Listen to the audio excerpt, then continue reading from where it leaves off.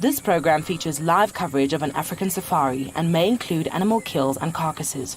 Viewer discretion is advised. Good morning from South Africa, everyone. We are just stopping to say good morning to our regular wildebeest herd who have just woken up, having an itch and a scratch here and there and getting ready for their day. So it's time for your sunrise safari, everyone. So buckle up. We're going to take you through the African bush.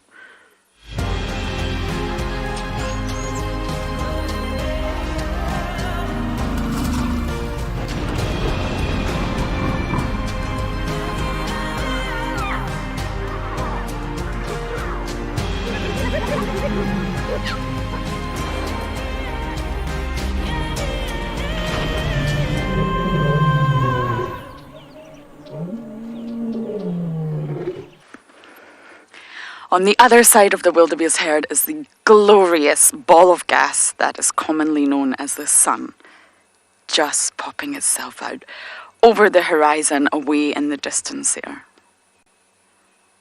Beautiful, perfect morning. Not a cloud in the sky, just how I like it. My name is Lauren. I have Theo on camera today.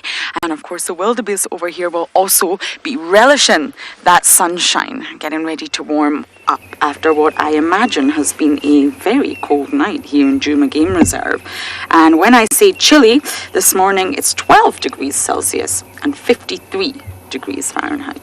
So chilly for me, that's for sure. But this is your live safari, everyone. So welcome on board. Please do talk to us. We're interactive, so you can send in your comments and questions using the hashtag WildEarth on Twitter, or you can use @FC on the YouTube chat stream and Twitch. We're very much looking forward to hearing from you. Coming to you from 5 different locations. And here in Djuma, well, the wildebeest are just starting their day. My plan is to head to the hyena den, as it always is. We spotted the cubs yesterday. All 3 are alive and well, but unfortunately, no adults. And if there's no adults, we just don't want to stay there. It's really important that we leave. So we go there, we search around for adults, but if they're not there, then we must leave. So that's my plan for today. Anna Marie, I agree. That rhymes. I'm a poet and I don't even know it. Yes, it's going to be a beautiful day. Yesterday was cloudy, overcast. I find those kind of days very difficult for my eyes to adjust. But there's not a cloud. Well, there's a few clouds. I lie. And that sun is popping up, so I think it's going to be glorious, which is wonderful. We heard a leopard soaring near camp at around 5:30. Female. Possibly Tlalamba, but these days you never know. It could also be Shudulu as well. So I just want to point out the calves for you quickly because they're very difficult to distinguish from the adults. This one that's itching, that is one of the calves. Can you believe it? They're so big now, they're very difficult to tell apart from the adults.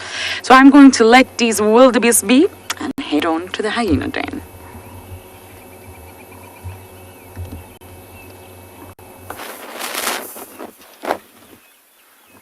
How awesome is that? Some describe it as a sun sandwich. I just think it's beautiful. Ah, Gert, we love you in the morning. This is quite the scene. I just saw this sun rising up between the horizon and these clouds, and I thought this is probably the most beautiful sunrise I've seen in a long time, actually. But every sunrise is beautiful when you're here in Africa. And I must say, it's a rather warm morning comparatively to yesterday when it was incredibly windy and blustery. Welcome, my name is Mike. Behind the camera we've got Gert, and you're joining us here at Ecotraining's Pridelands Conservancy. And we're just waiting here on the Impala plains to see if we can hear any sounds of animals. We were just driving here and we saw lots and lots of hyena tracks. But I wonder if we sit quietly we might just hear something happening around us. But look at that, dramatic skies with clouds. There's a steenbok with us also enjoying this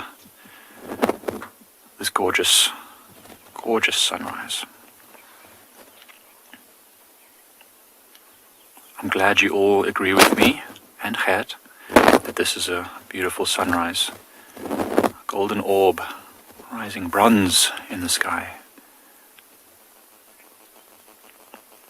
Oh, while we enjoy this, let's just sit quietly and take it in.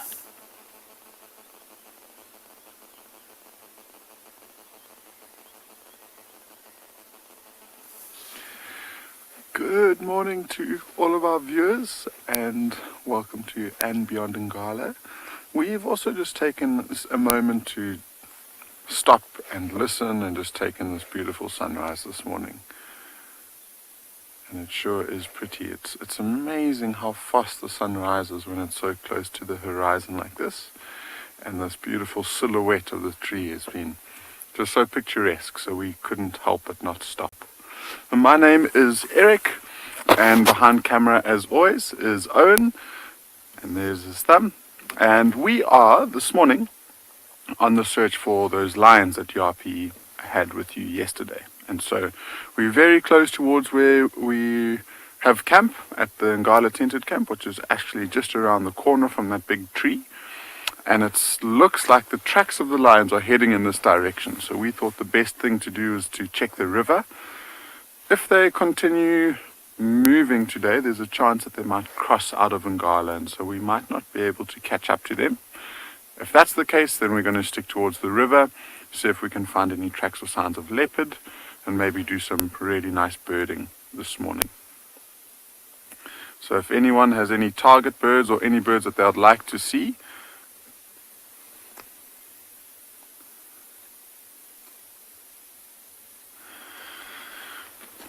so I'm going to be asking the viewers a question, and this will see where your loyalty lies. Apparently Mike from Pridelands also had a sunrise shot. We've got a sunrise shot, and so the only thing that we can possibly do is decide, or for you to decide, is who has the better sunrise this morning, whether it's us from andBeyond Ngala or Mike at Pridelands. So please send through all of the answers. We all know that it's going to be in Ngala, so I can probably save you the time and the effort. But please do send through your votes.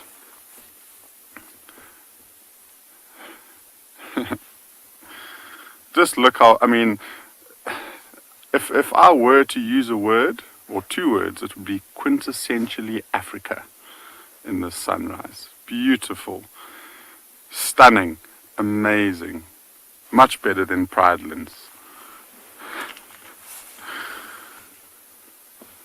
If you vote me, I'll try and find you lions. Oh, it seems like most viewers. Alan, you voting for Djuma? Sure. I don't even know what to say about that. They don't even have sun on Djuma, apparently. But apparently a couple of Pridelands are coming through, but it does sound like a lot of people are voting in Ngala, which is perfect. And you are in the good books, which means that we can continue on with our safari this morning. And hopefully we can find all of the people that voted in Ngala some nice, happy animals to show you.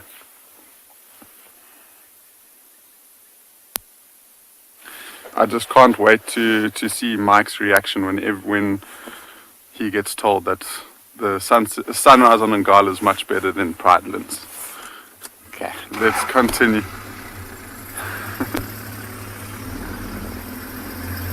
Yes, Vic, yes, that tree is beautiful, and we're still trying to work out what tree it is.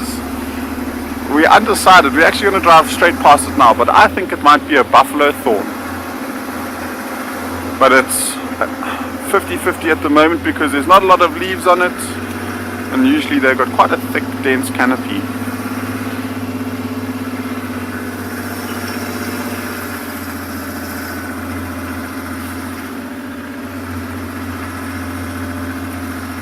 Yeah, I think it is a buffalo thorn.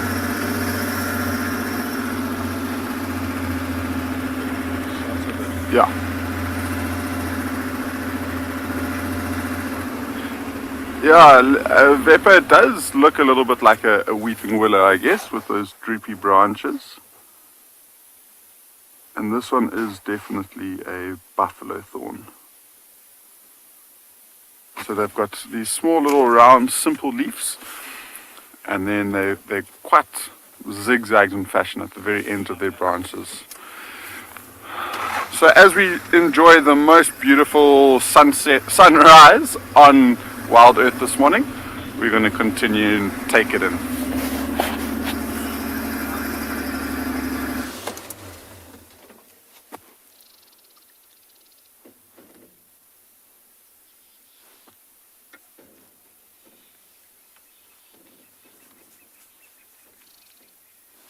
Right, okay. Hello, everybody.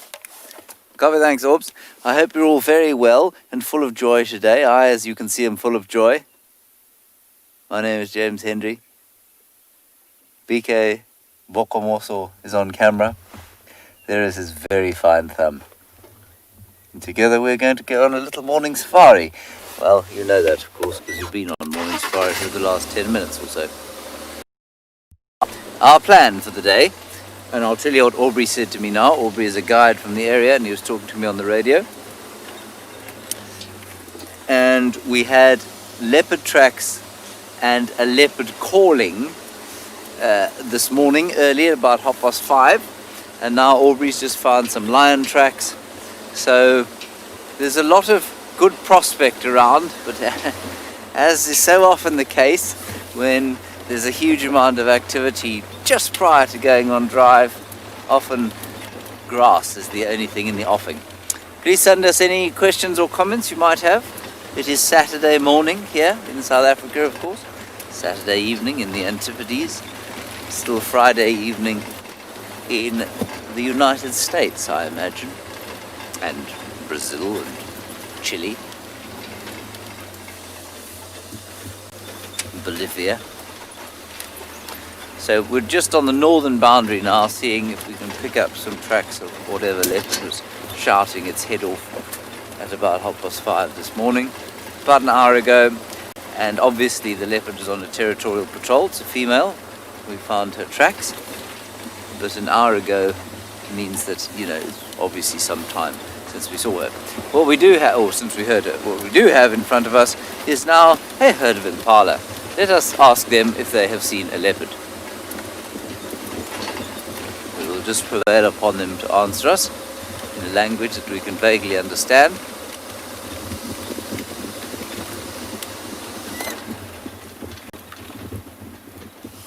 Good morning. Hello. I heard a leopard earlier. Did you? No, they really are very unforthcoming when it comes to speech. One of them's got a cough. Let's hope it is not a victim of COVID-19.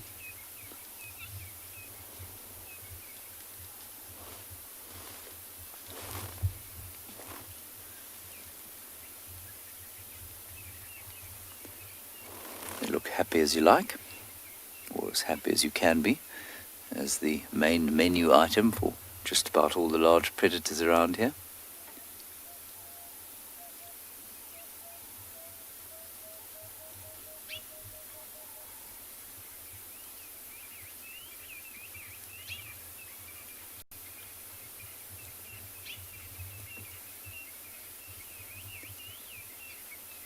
pleasant, just quite quiet dawn chorus.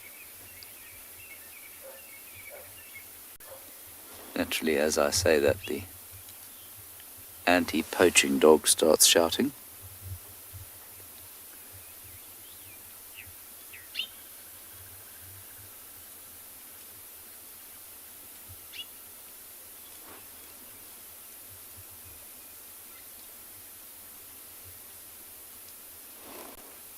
Very little sound. It's lovely. Sorry, Kirsten, yes, I can hear you now. Did she say something of importance, BK? Not? No.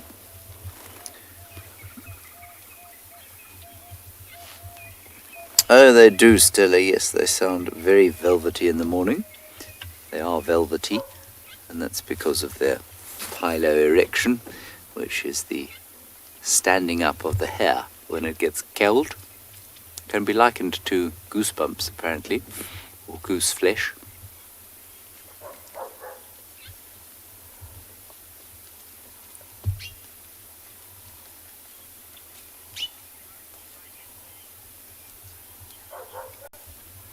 I'm avoiding the sunrise challenge, everybody, because firstly I was heading west and therefore didn't wish to trouble myself to turn the other way. And the reason I didn't want to trouble myself with it is that the sunrise here really wasn't a particularly special one. And I think that, as you'd seen too, there wasn't much of a challenge from this side. Right, I can hear nothing that might indicate the presence of a cat. And so I shall head on. I don't really mind that Ngala wins. I mean, I think Ngala wins a lot of things. I like Ngala very much. Cut my teeth there.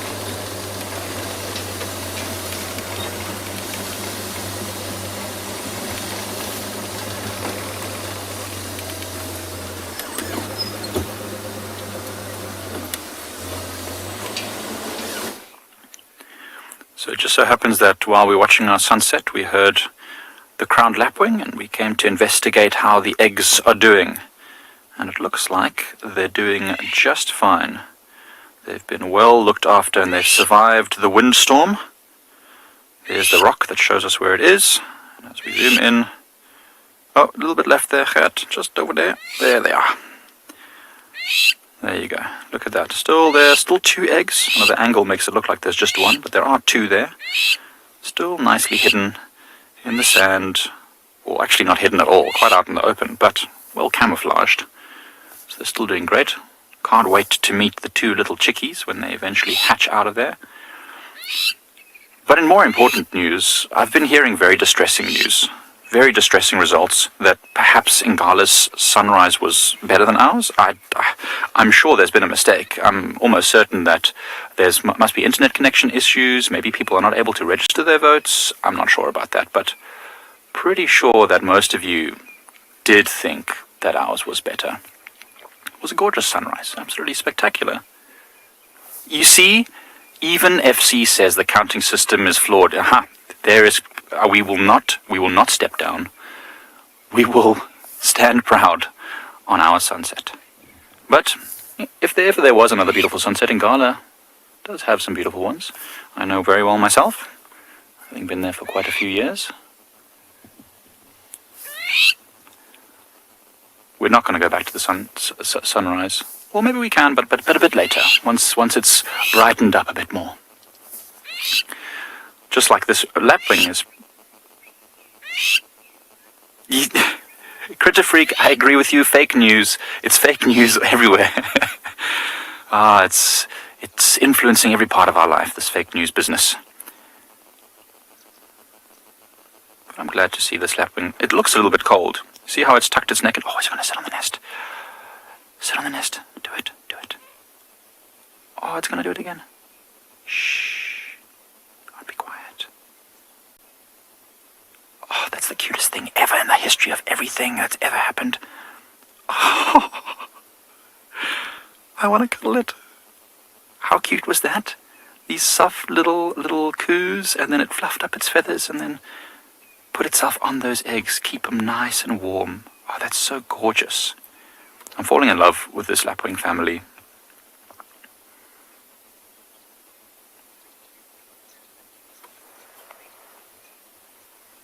Alyssa, that's a good question. What is the survival rate of the eggs? Being ground nesters, I suppose the survival rate is rather poor.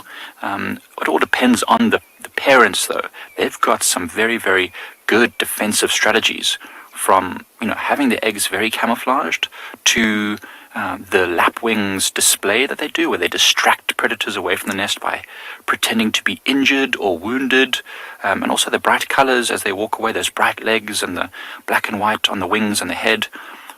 So they have a lot of distraction displays. So maybe it depends on particular parents. First-time parents maybe not so good at keeping their eggs and chicks alive. Maybe very experienced parents much better. But they usually lay 2 to 3 eggs.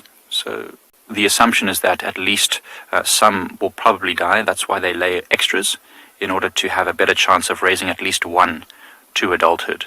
And it doesn't take long. It's only about a month before they fledge and can look after themselves independently of the parents. They might stay with the parents up to a year, but after a month, the adults don't have to look after them as much anymore. They are basically small versions of the adults. They can fly, they can do everything else. And so, as long as they can keep them alive for a month... Oh, it looks like it's going to fall asleep there. Its eyes are starting to slowly close. Man, this is the most calming thing I can think of in the morning. Just sitting with this cute little bird as it keeps its nest warm. I think it's doing a great job. It's a handsome bird, isn't it? So soft and smooth looking.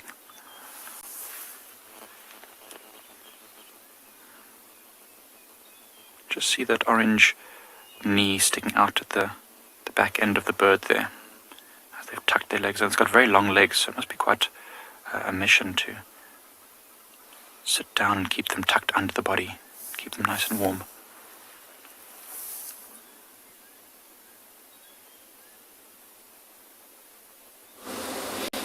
We're just quickly getting into a position here where we can look at the sun, which is shining upon a giraffe. Hello!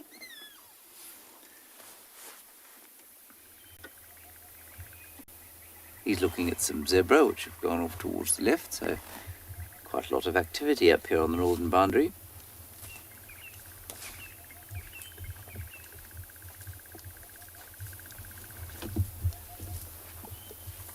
Sounds like he's got a bit of an arthritic knee clicking away.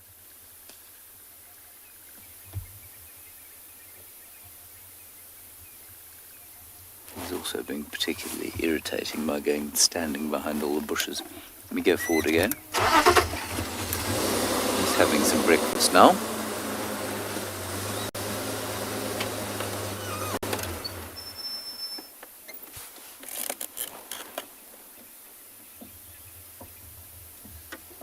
The colours very attractive in the sun.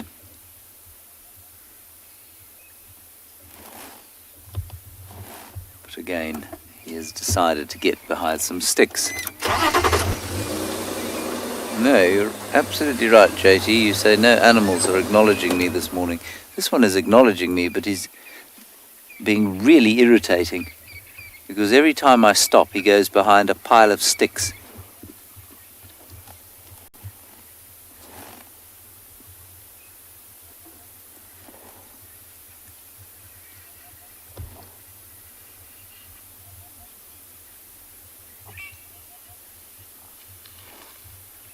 Couple of zebra, as I was saying, in front of us, giving each other some trouble.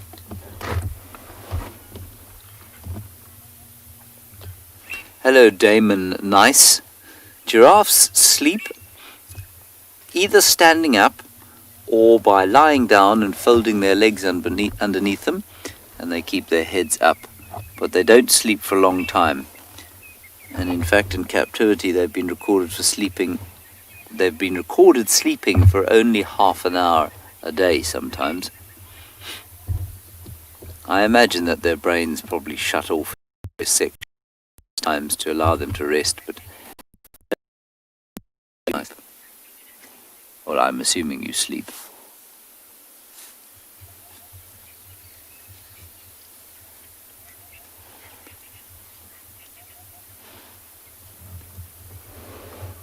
would seem that the zebra pals that this fellow has don't really want to be very pally with him. Oh, that's nice colour now.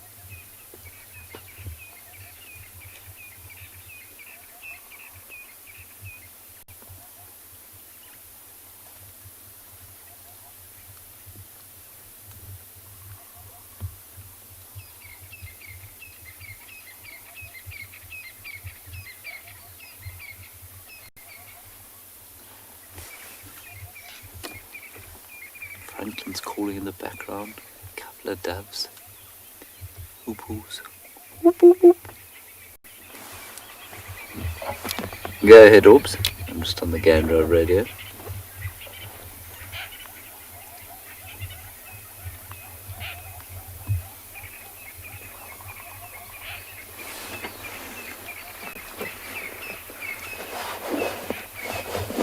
Just listening to Aubrey telling me that the Ngala Pride, he reckons, are still on Djuma, which is great. Okay, copy that. I'll come down there and give you a hand. Right, let's move along.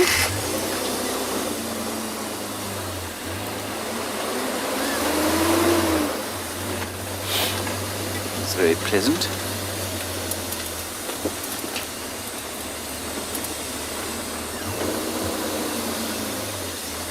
Oh, there are 2 giraffes here.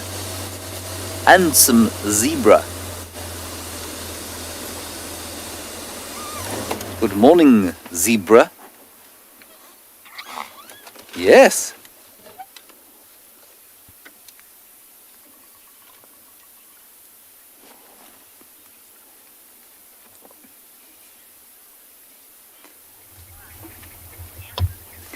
Cynthia, nobody knows entirely for sure, but probably around about 20 years, if they're lucky. Most of the records you have of longevity of wild animals come from animals that have been kept in captivity. But it's, as I always say, it's almost impossible to follow a wild animal from the day it's born to the day it dies, especially if it's a non-territorial animal. And so, you know, and a long-lived non-territorial animal. So very few people have, there are very few accurate records. But potentially 20 years or so. It's got a nice representation there of the giraffe size compared with the zebra. Zebra's about, in horsey terms, probably about 14.5 hands high.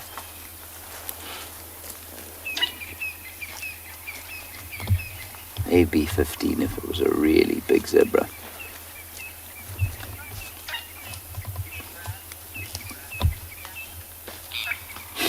Vic, it's not really a question at all. It's a zebra, unless you're from the United States or from Canada, in which case it's a zebra.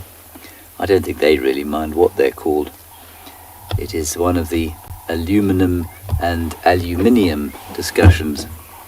Neither is necessarily right. In fact, both are wrong, believe it or not, for aluminium. Alumium is the correct term, nobody uses.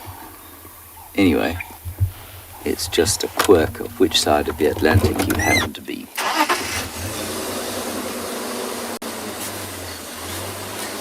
Although I don't know if in Brazil they call them zebra or zebra. Probably something else. I don't know what a zebra is in Portuguese.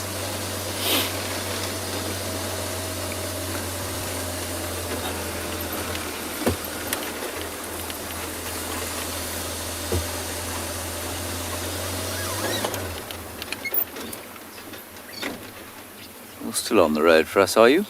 That's very kind of you. Almost tempted to take a camera out.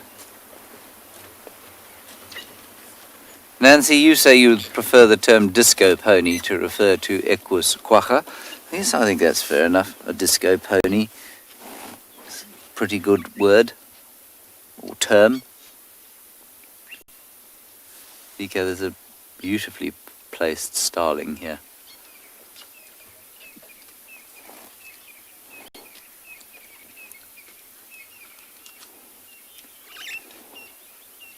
EJ, you say, what about hyena versus hyena? Is that like a tomato-tomato question? Potato-potato? Say it again, Kirsten. Sorry, I'm really failing to hear the difference.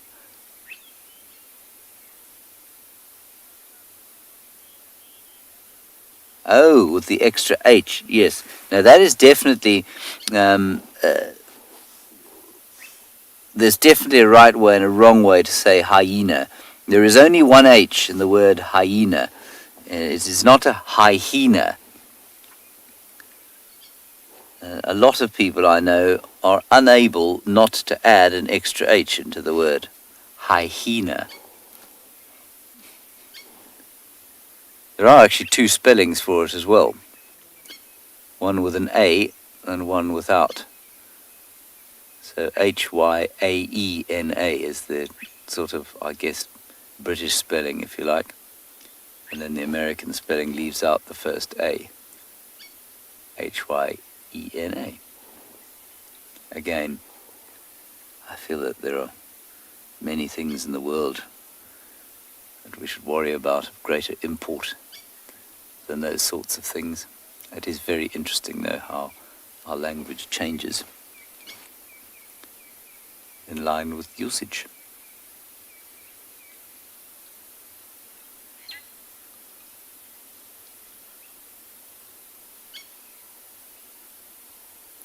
What a glorious morning.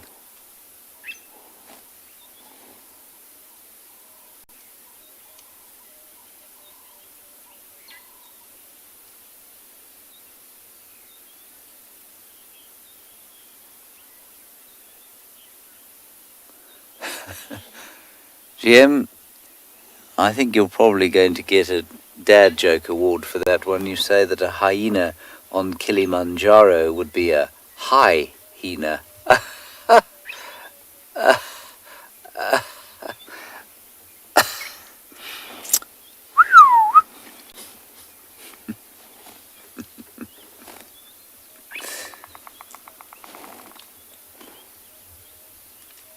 Also a hyena, I suppose, who'd found itself a mushroom it shouldn't have eaten might be called a hyena.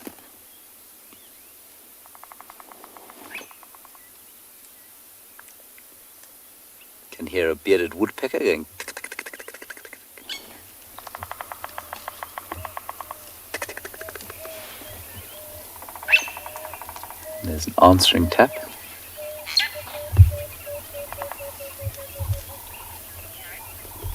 Two different tones, it's quite cool. The one on the left going perfectly on cue, then the one on the right. No, that's the same one. There, that was the one on the right. Lions. Yeah. Lions calling. At least 150 miles away.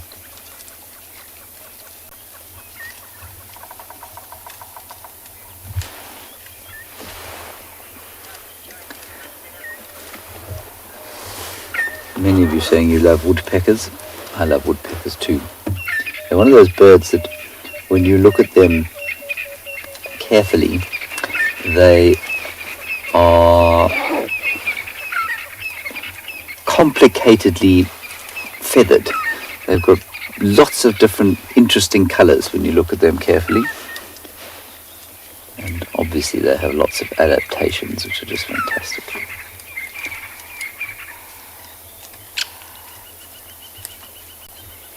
Those chaps are eating a green thorn tree.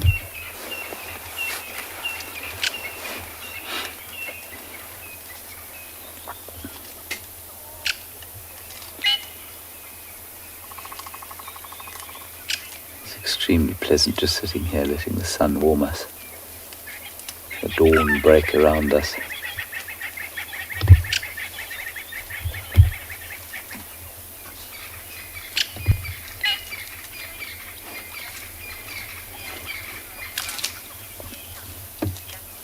No, Jackie, I'm afraid male giraffe, like almost all male mammals, make very little effort to do anything that might benefit their youngsters.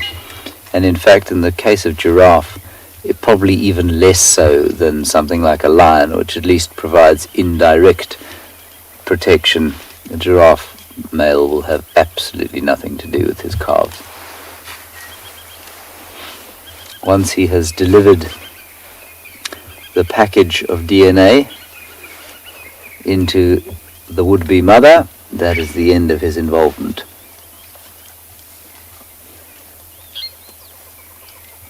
Whether or not he recognizes his offspring, I don't know. It's possible.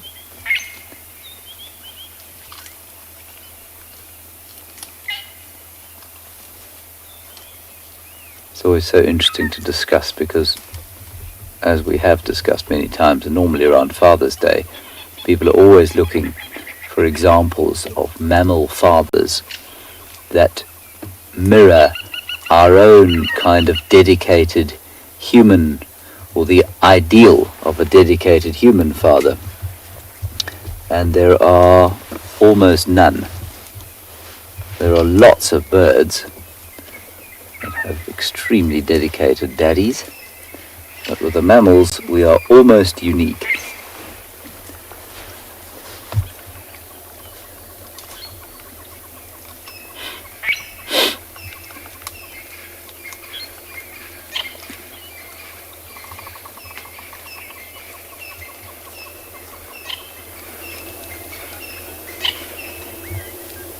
Beautiful birds you can hear calling.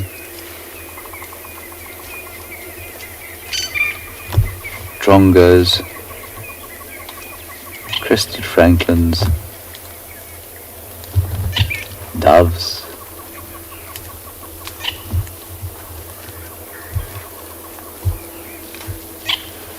Sneak closer to these giraffes.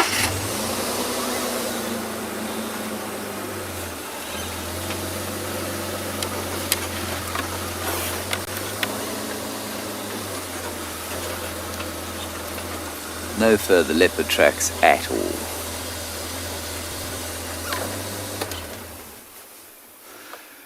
Please continue your eating. Don't mind us.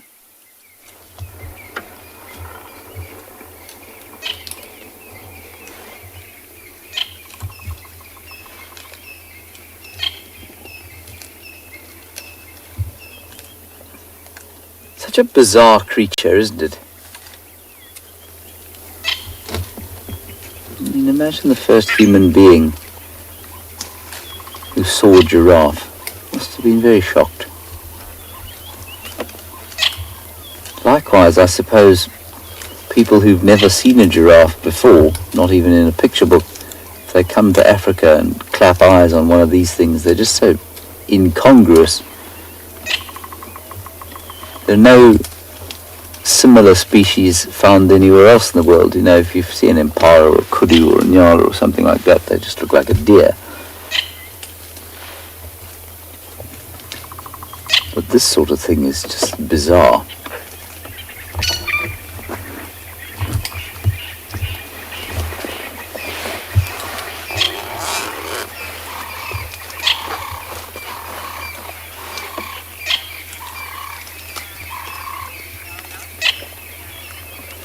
Yeah, Danny, there definitely are some examples of male mammals that make an effort with their youngsters, and as you point out, often the dogs are pretty dedicated. Wild dogs, jackals, yeah, very good examples. Foxes, or some fox species certainly.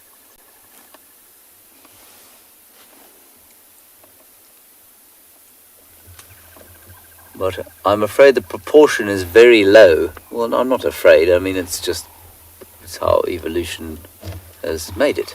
It works for those particular species. So yes, there are some examples of male mammals that are dedicated parents, but the vast majority are not.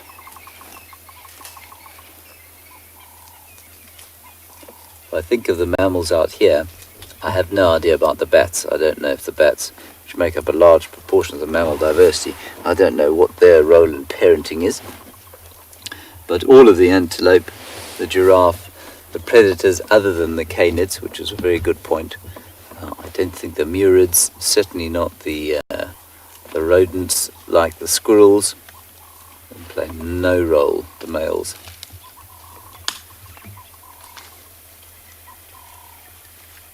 Often it's indirect though, like with leopards or lions, where their job isn't so much to mentor and provide food for their youngsters, but to provide protection of the territory so that marauding males don't come in and kill their own offspring.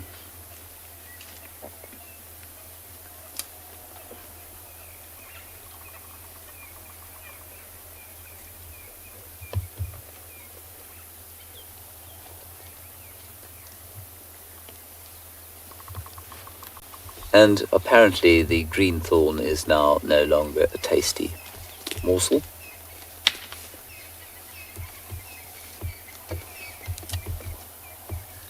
Surely I would find a leopard if I was that tall.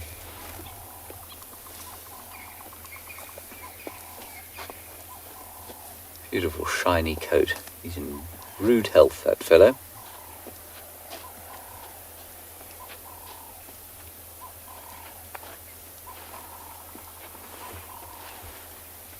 Something also about a grey sky that's got light mixed in with it. It's very appealing, colour-wise.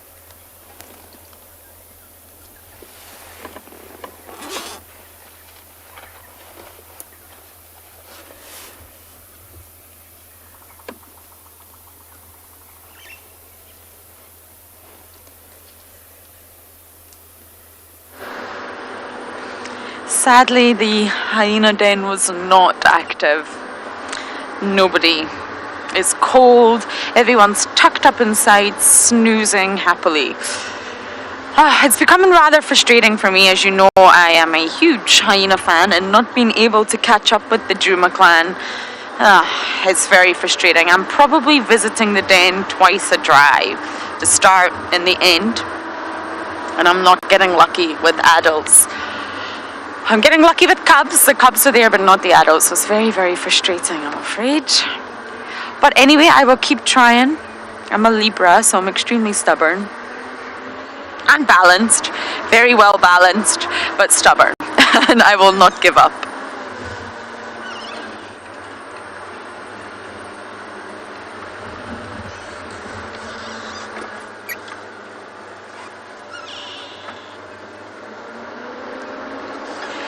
Oh, cursed, you will have to ask that question one more time. I apologize. Let's try one more time.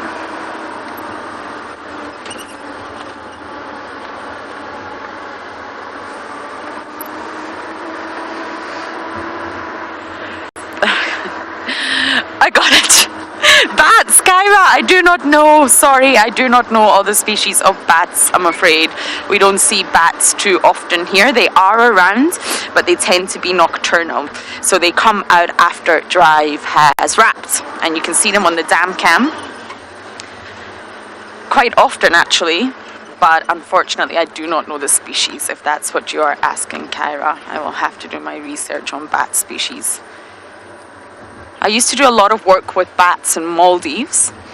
They have fruit bats there, the big ones, and they are diurnal. So you see them all throughout the day, and it's quite bizarre lying on a beach watching the bats fly above your head. And we had to rescue many. Sometimes the offspring are abandoned, or you find them on the ground, they've dropped from the floor. And we had to rescue them, rehabilitate them, feed them, and then set them free. So I did a lot of work on bats out there, but sadly I do not know the South African species, I'm afraid. Okay, let's see if there's any tracks here. Nada. Many of you messaged me about Tandy's kill. We don't know what happened, I'm afraid. We don't have the answers. We left when Tandy was up the tree with the diker. So we're assuming that she either dropped it or tried to relocate to a better tree and lost it. But that's an assumption. We do not know what happened, I'm afraid. But there was no sign of Tandy, and there was no sign of a carcass anywhere in that area. Both James and I checked. So I'm sorry, I also don't have the answers to that question for you.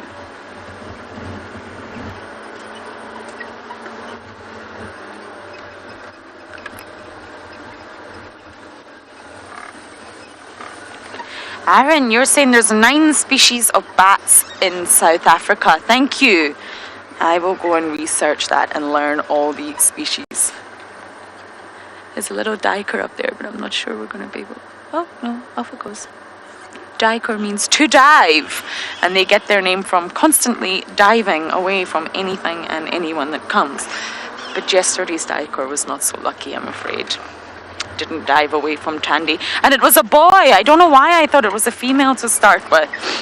I thought it was very, very large. I assumed it was female, but as I look at my photos, I can see tiny little horns. It was a male after all. So I'm going to keep bumbling south and see what I can find.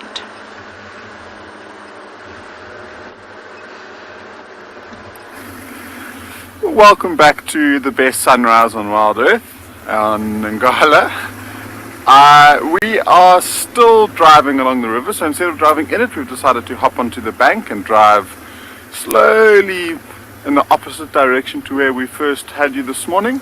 And the reason being is that we had leopard tracks literally maybe 100 meters behind us, roughly walking in this direction. So I'm just taking it nice and slow and making sure we try not to miss any tracks. And we were just discussing now how windy it's been in the last couple of days, which blows and basically just clears the road of any old tracks. And so it's like this beautiful fresh canvas that we get to look at tracks on, and it does make it quite easy, because then you can really distinguish between the older tracks of a couple of days ago and the very nice fresh tracks once the wind has died down, which was sometime yesterday evening.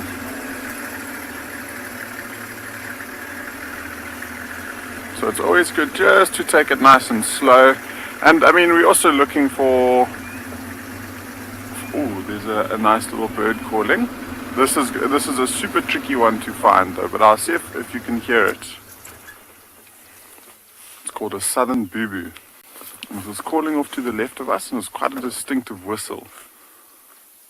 And as I want to show you, it stopped calling, obviously.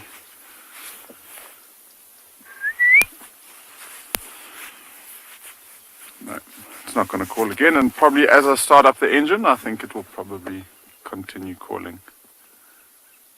But it does sound like the birds are quite active this morning.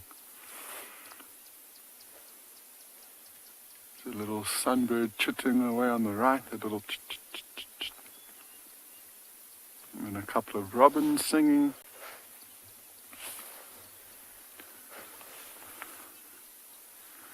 Okay, yeah, so that southern boo-boo is not calling again, so I think we'll continue down the road. It's one of those ones that you always hear. You hear a lot at least. And it never really shows itself. It's a very secretive little bird.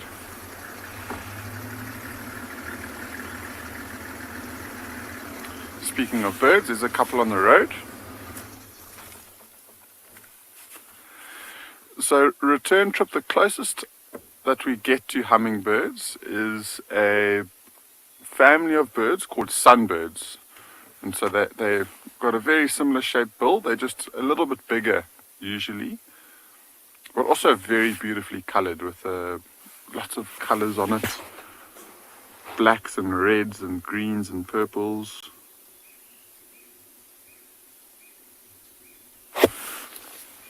And the bird on the road there. So that's just a little dub in the road. We'll continue on and hopefully find some tracks of some leopard.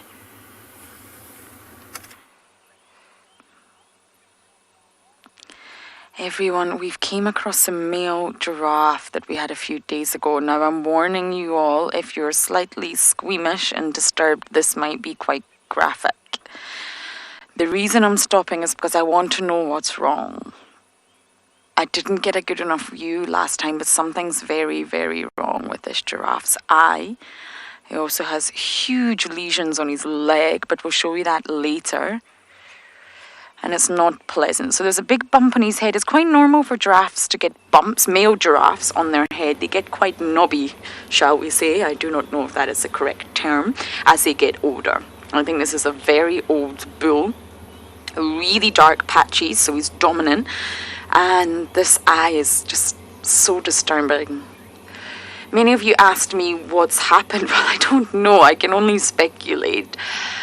I wonder if he's been battling with another male because he's dominant. He's higher up in the sort of hierarchy. And it's been an injury from an ossicone. He's going to turn in just a moment. It's his left eye. You see, there's a few knobs all the way. Oh no, don't turn around. Oh. I don't know if he's been injured by another giraffe's ossicone going straight into his eye socket, or some of you suggested a cyst. I won't have a we did just have a proper look at that as well. Shame.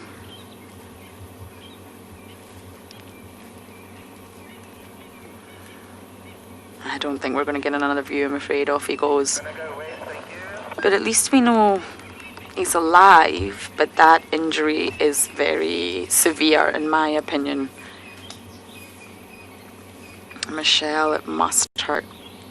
Animals do feel pain. Even the most basic animals, in terms of the sort of nervous system, the most basic level animals feel both pleasure and pain. So yes, Michelle, I agree, it must hurt, but now we've completely lost views, I'm afraid. It's very severe.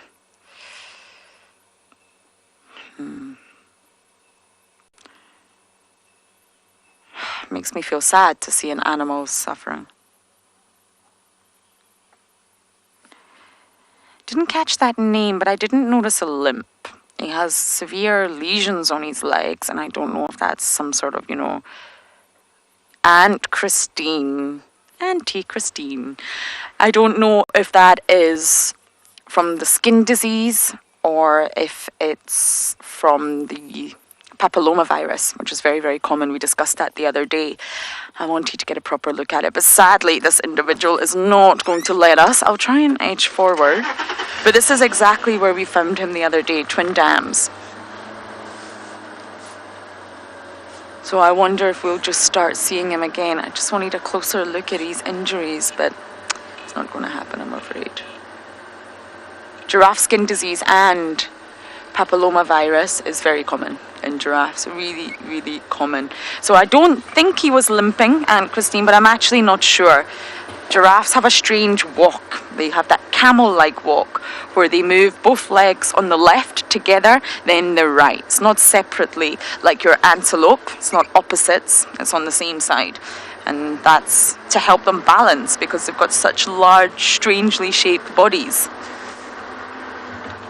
It's also where their Latin name comes from.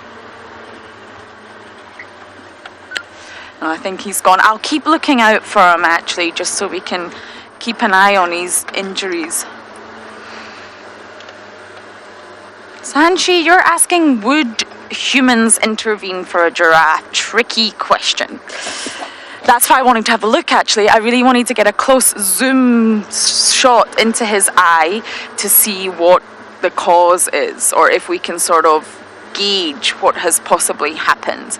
The rule we have here in the Sabi Sands is we tend to not intervene if it's naturally caused. If it's a wound from battle or mange, even white muscle disease, any giraffe skin disease, if it's or an attack, if a hyena's attacked another hyena, we tend to not intervene because that's nature, and you must let nature play out. This is a natural ecosystem that in my eyes humans are just visiting. We're all just visiting, me driving and all of you guys on board.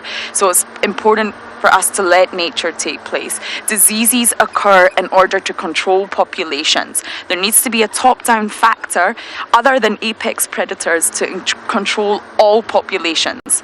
Elephants, lions, herbivores. It's really important, and disease is one of those things that needs to play out, I'm afraid, as sad as it is for us to see. Injuries will happen. Males battle, even females fight. We can't intervene every single time there's an injury, or we would be messing with the natural balance. But when humans come into play, that's what's different. animal has a snare, or some sort of injury, maybe from a vehicle hitting it, or any wound that could have possibly been caused by human presence here, maybe litter, something wrapped around its neck, then yes, we would intervene, because that would never have happened otherwise if humans were not here.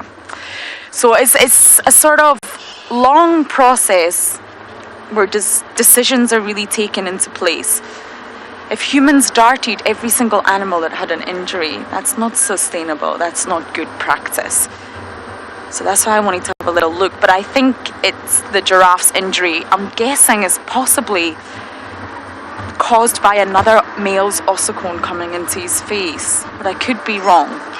Let's keep our eye out for this giraffe. Every time I come to this area, we're going to look for this male and see if we can get a better look. Sir 50 again, I don't know, it's speculation. I can't really gauge. Every time we see this giraffe, it's been with Theo both times, I think, we're struggling to get a good view, a really close-up view of the eye. I don't even know if the actual eyeball is there. At first I thought it was, and then at first I thought it's not. But it could be fatal, Sir 50, it could be. If it's really... Kirsten's saying she saw the eyeball yesterday. Okay, that helps. We're far away and I only have this small little monitor. But okay, the eyeballs may be there. Oh, Kirsten's saying it doesn't look good. I doubt the giraffe will be able to see out of that eye. But if it's a huge open wound and infection starts, then yes, it could be fatal. It really could be. If he's an older bull as well, which I think he is, he could be weaker, maybe not in his prime, maybe not as strong as he should be. But I'll keep looking. I've seen him twice now. I think I've actually seen him 3 times, so I'll keep looking. His leg's fine, it's just a natural lesion, but the eyeball's not fine. So we'll definitely keep an eye out. Hopefully it's not fatal, but it's a big wound, and the oxpeckers are what I'm worried about. Giraffes normally have a lot of red-billed oxpeckers on them, and these oxpeckers come for blood, so they could potentially be pecking, spreading any sort of disease and keeping the wound open, which would promote infection. The oxpeckers are not entirely as innocent as we first thought they were long ago.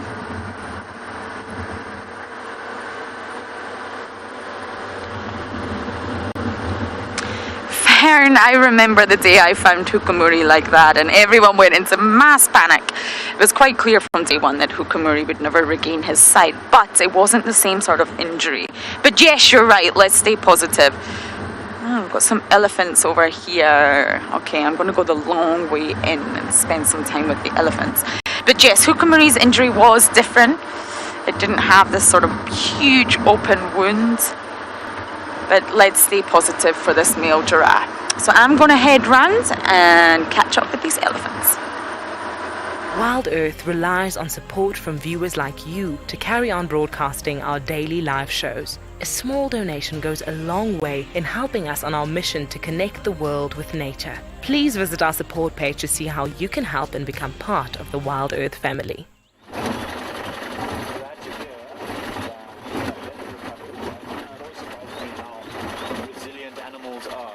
That giraffe is probably going to be just fine. We're just driving along this higher rocky road on our way to Leopard Dam just to see if there's anything around. It's been really interesting. We've seen hyena tracks everywhere. It's like there's a block party going on and they're just partying all over this place. I wonder if all the predators like leopards and lions have made kills during that very windy night, and the hyenas are busy, moving around between them. But as of yet, no larger predator tracks, no leopard and lion tracks. But I wanted to actually just follow up on that question about the lapwing's eggs surviving. How often do they survive? I think it was Alyssa that asked that. And if you're still listening, I did a little bit of reading, and there was a study done in KwaZulu-Natal on a golf course. Some lapwings were nesting there, and over 15 years, they had a 27% success rate. That's pretty good. 27% success rate? Not bad at all. Oh, there's a little piece of hyena evidence. It's not fresh. Oh, but there's a really cool jackal sighting, so what I'm going to do is send you over there.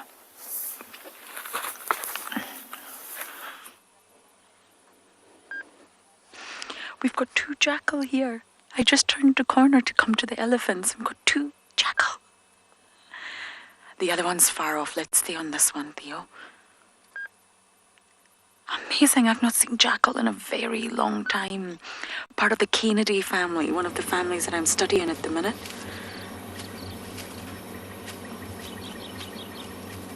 Jackals can be quite skittish. Oh, there you go. There's the 2 of them.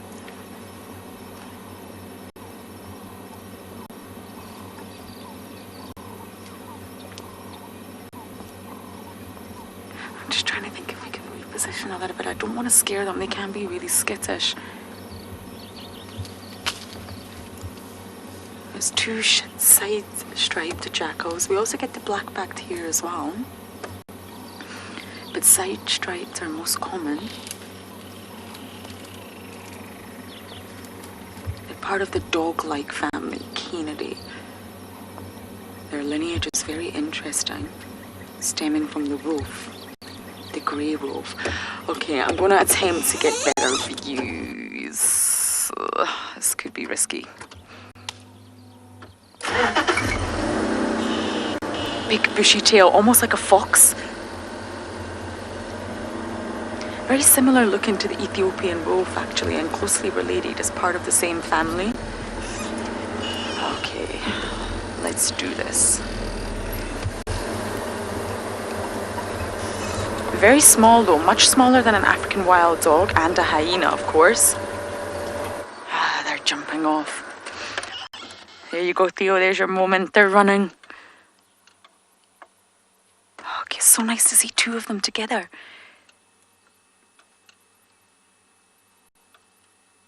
They're very common in the Masai Mara jackals, but not so common out here in Djuma. We don't always have good sightings of jackals.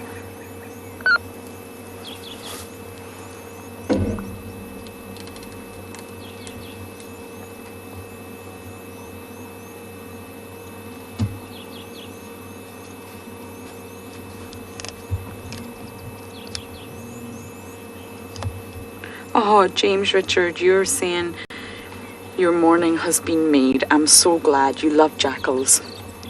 You love the dog family, actually, the Canidae family, don't you? Wild dogs too. It's been a while since we've had a wild dog sighting.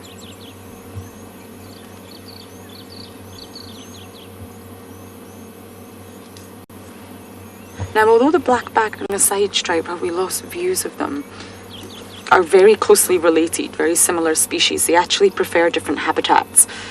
So the black-back is smaller, marginally, and they like large open plains, whereas the side stripe actually prefer woodland area and shrubs area, which is exactly what we're in right now. This is the jackals from Chitwa.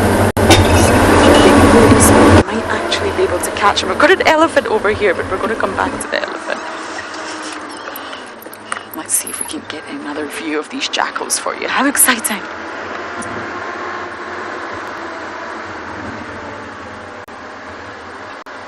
Now the grass is still quite long here. You see them? Ah, yes, okay. It's exactly where I thought they were going to go. They're going to cross. We're going to catch them.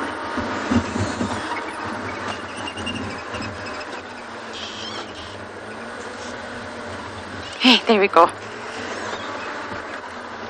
They're going to cross onto Chitwa.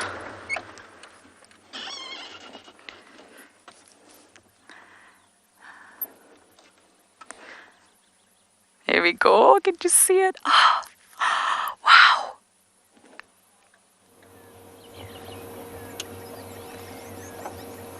Okay.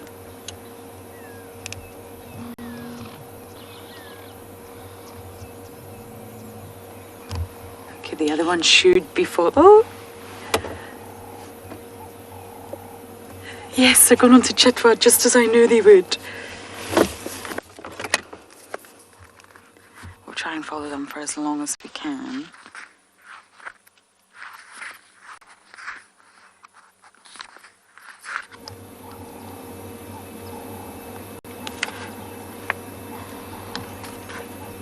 Now I'm just checking my book here in case you wonder what I'm doing for the actual size difference between the black back and the side striped. But I only have information about the black back here. But the black backs are smaller, but I don't think it's massively so. Sorry, Kirsten, I'm not kidding you today. I don't think I've had enough coffee. I wonder if we'll get another view.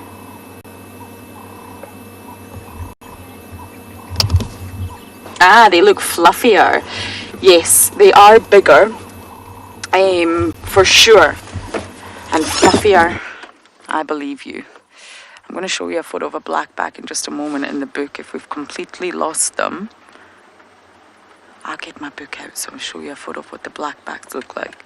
They have a black back, and they don't have a side stripe. I'm really good at that. Can you see them, Theo? Yeah, they went deep into Chitwa. Okay, let me just show you this image. Now this is a black back for you, so we'll just go into this image. So they're very similar looking, very fox-like, but you can see there's no side stripe, that side sort of stripe that runs there. They don't have it, the black backs, and they are smaller. But by how much, I'm really not sure. I'll check that out for you. I don't think it's a lot. But I agree with you, Chris. They're not as fluffy. Their hair's not as long. Their tail's still bushy. But they're definitely not as fluffy. Okay. That was a really fantastic and surprising sighting. Yeah. Now I'm going to go back to the elephants, I promise. I don't think they will have moved much. Well, hopefully they've not moved too much. Ah, I can see them. Off to the elephants we go.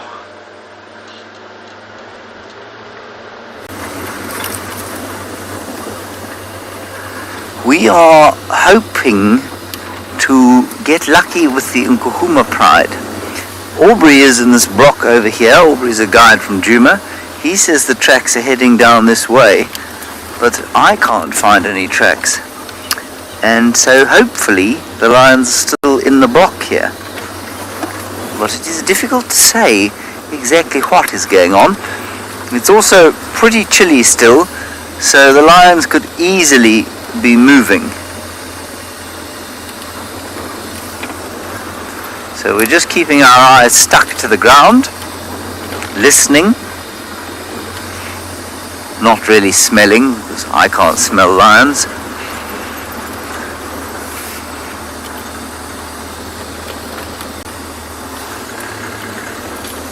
Angel Baby, do the guides live in the bush during the week?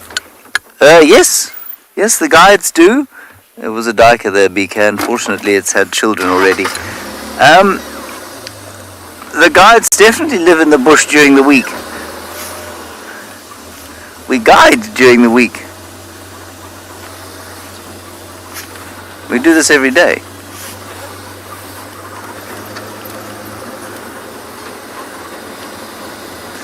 I mean, we don't live in a sort of tented situation. We live in a nice camp that has got running water and a chef, but we do live out here. It's one of the great joys. There is no traffic to get to work.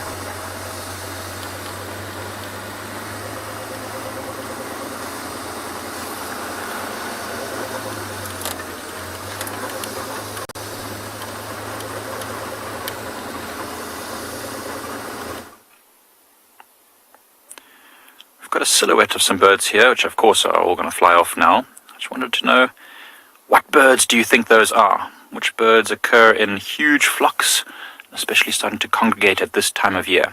There was a lot more of them. There were about, I don't know, over 100 of them sitting in that tree.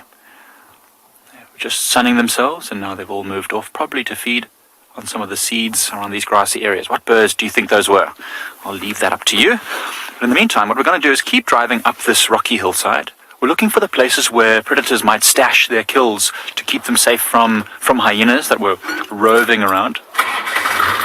Indigo girl, you got it. quelias, red-billed quelias to be precise. There are lots of them at the moment. We've seen them in bigger and bigger flocks. Well done. I consider myself a bit of a bird nerd, so anyone else who likes birds has got big points in my book. But yeah, so we're looking in these rocky areas all around here, because if there were leopards hunting last night or during the windy periods, this is where they would probably do their best hunting, coming from these rocks over here, down into the plains, hunting, and then taking their kills back where they can stash them. And we haven't seen Pixie Pan female for a while. She was perhaps spotted yesterday. Was it yesterday or was it the day before? Day before, I think. They just saw a leopard cub run across the road. Some people coming into Pridelands. We did follow up, but we had no luck, unfortunately. But she could be around. She's moving a lot, if it is her. She was first seen close to Leopard Dam, near these rocky areas. Then she moved all the way to the south of the reserve. And then she's now moving to the sort of west. So it's very interesting that, her territory might be quite large. We know that this area has quite a few leopards, although not as relaxed as, say, Djuma, so we don't see them as often, but we see their tracks and signs all the time. And so maybe she's constantly on the move to try and avoid other leopards, because her youngsters are very small. But we're hoping that we'll find her again in not too long a time. And, this windy period we had is the perfect time to hopefully find a predator on a carcass, because we know that that's when they do their best hunting.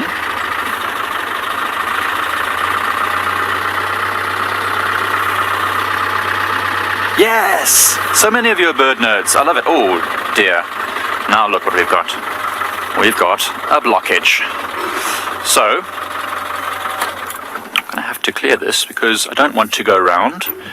The more times you go around things like this, the more time we go around things like this, when we're in a rush and stuff like that, we end up creating a road that goes around them. So the best thing to do when you're in the bush is just to take the time to clear an obstruction, which is what I'm going to do right now. So we'll see you soon.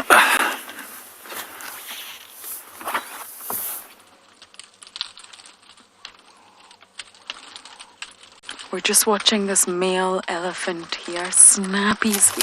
It's incredible.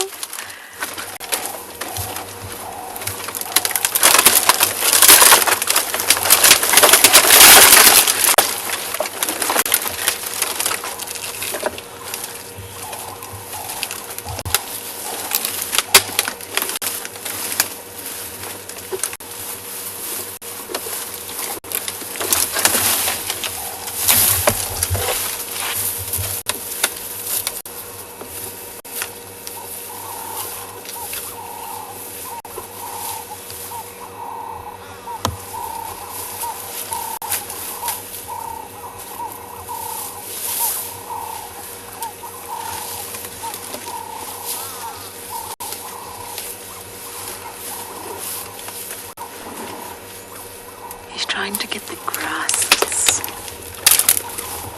underneath this fallen tree.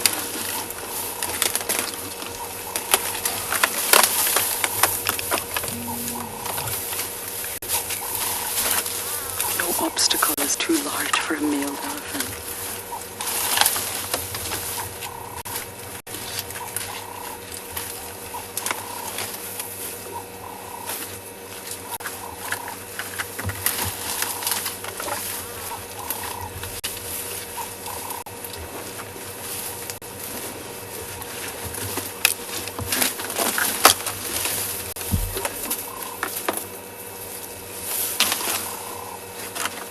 Did some research just quickly, and it's marginal. It's really marginal, the difference between the side stripe and the black bag. The side stripe is definitely bigger. But it's really not by much. It's slightly heavier as well. It's got more body mass behind it, but not much.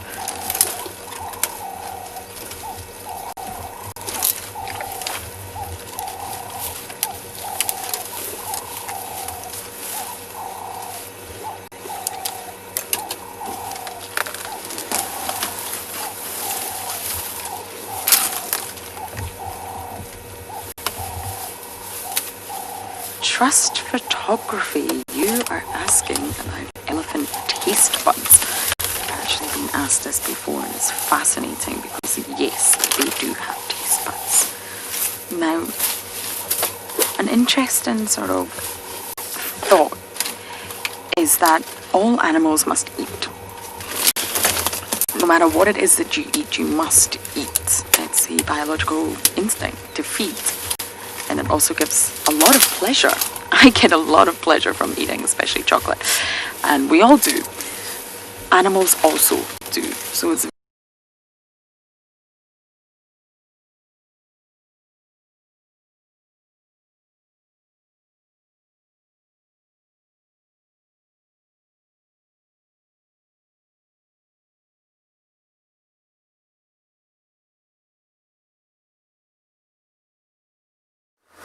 Use my feed. Hi everybody, I hope our feed also lasts where we are. It can get a little dodgy in this particular. Not sure why it is that we lost Lauren. Maybe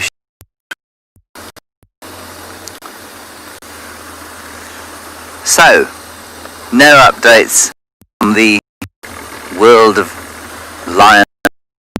Let's go back to Lauren.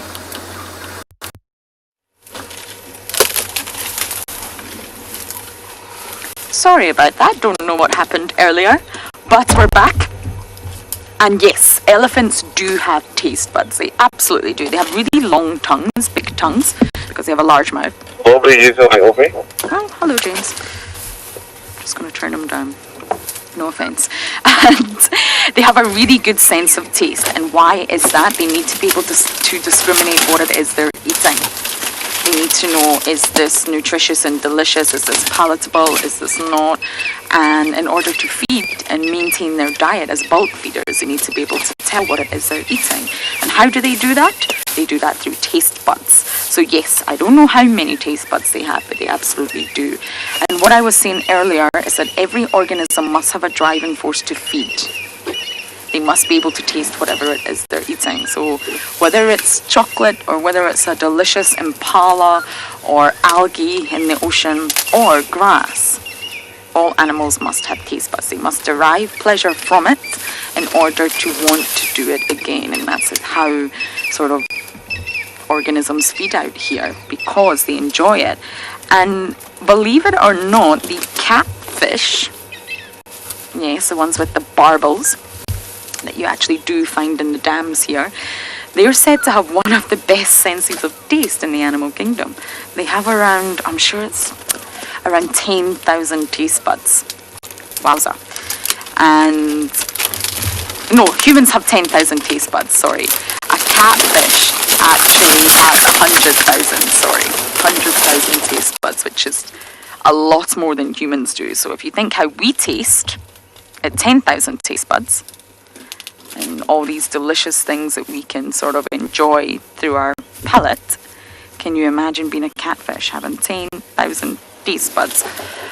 There's a debate that some species have more than, 100,000. I don't know why I keep saying 10. There's a debate that some species have more than 100,000, but I'm not sure that's been confirmed. So catfish are said to be one of the best tasters in the world. And I'm sure this elephant bull is thoroughly enjoying the taste of this grass that he's working his way through. Little boy.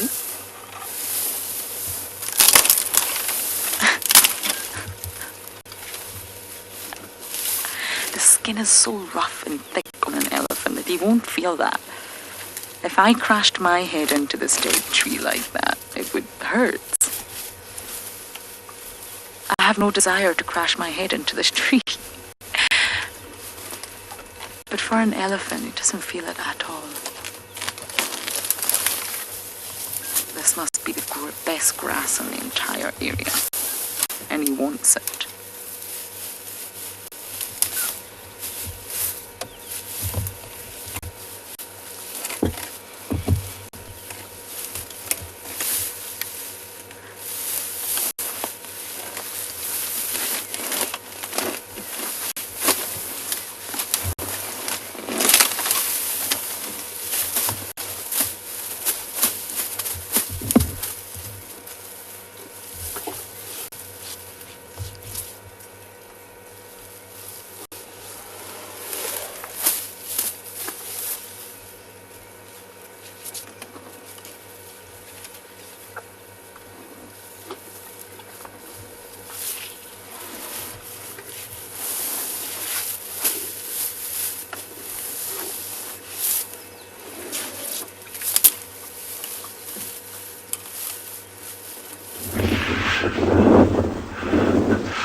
Good morning.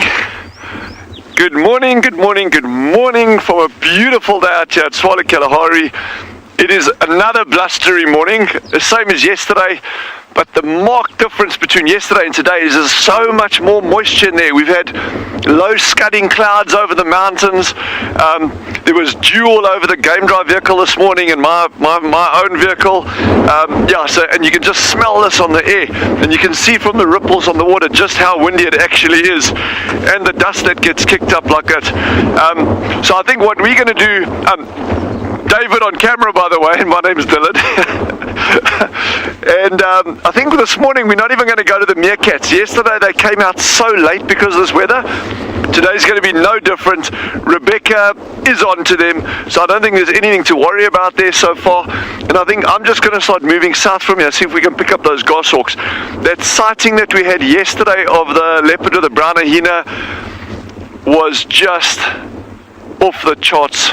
Incredible, and that's coming from me. I've been here a couple of years, and that still ranks as probably one of my best leopard sightings in the Kalahari. So I'm glad that you're able to join me for that, those of you who were. And yeah, it's just amazing having you with.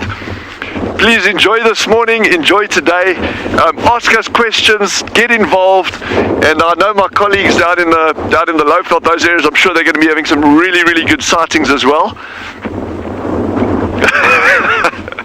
Megan was saying that sighting was amazing. No, that was truly, truly incredible. And just what I love about this is the completely different setting that you're seeing these animals in, as opposed to these other areas where we, traditionally see them, in riverbeds, walking on roads, climbing up and down trees. So, and also leopards and spotted hyenas a lot, So to see that interaction with the leopard brown hyena was just brilliant, and I'm glad we could share that. So we're going to start heading south from here. Maybe we can pick up those goshawks. I still really want to find you a goshawk nest. That is going to be a little bit more challenging, but anyway. There are still 9 ducklings, which is really good news. So things are looking up.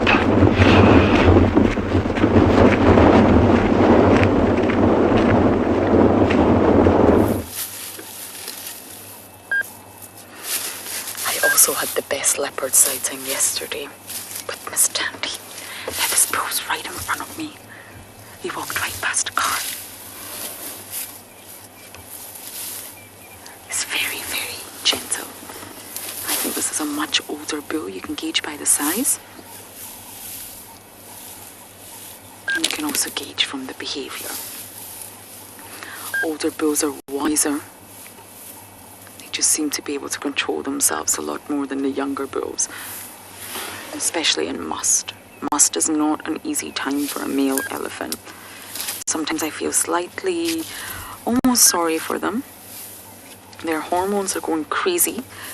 Testosterone's on the rise, especially when it's new to a male elephant, when it first happens, around about 18 years old. I think it's a big shock for them.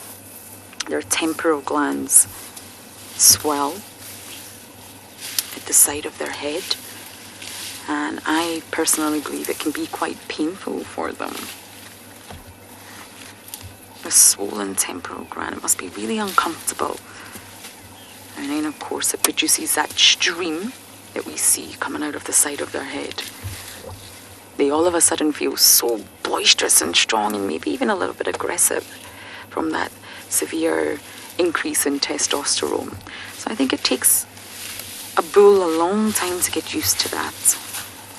They get their first must around 18 years.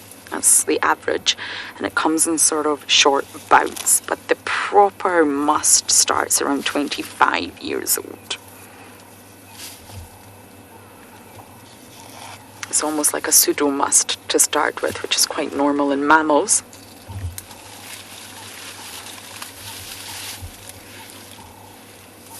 The elephant actually wasn't rubbing its eye with the grass, as many of you were asking. It was eating the grass, and then it was just touching his eye with the trunk. Didn't actually have grass in its trunk when it was touching the eye. I think he was just maybe moving something out the way, or giving it a little itch or a little scratch. They're very, very tactile with their trunk. They use the trunk for so many reasons, and I think he was just rubbing his eye. Oh, that's not a delightful smell, Mr. Elephant. Okay. He's very relaxed. We're not going to harass him though. We can get a good enough view from here. Definitely a boy, without a doubt.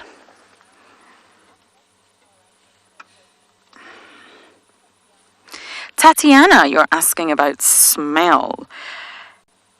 Now, an elephant in must has a very distinctive smell. My goodness, you really can't miss it. It's a difficult smell to describe, but this bull's not in must. So he just smells, well, he just did the toilet. I think that's what I got hit with. It smells very organic, like wet, moist, earthy vegetation smell. If you imagine walking through sort of a muddy forest or woodland after the rain, I think that's the best way to describe an elephant.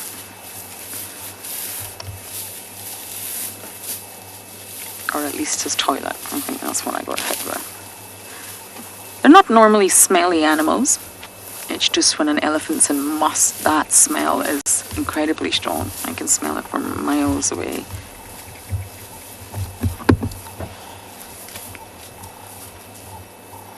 It's a really pleasant smell. I love the smell of elephant dung.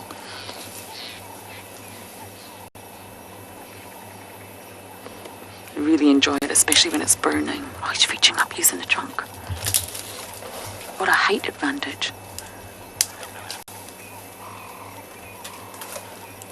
The only real competitor in height next for the giraffe.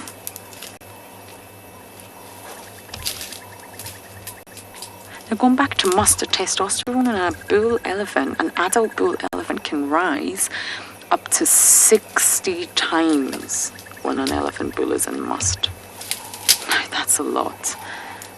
You can imagine it's such a struggle for them. They've also been ousted from the herd that they sort of grew up in and knew so well.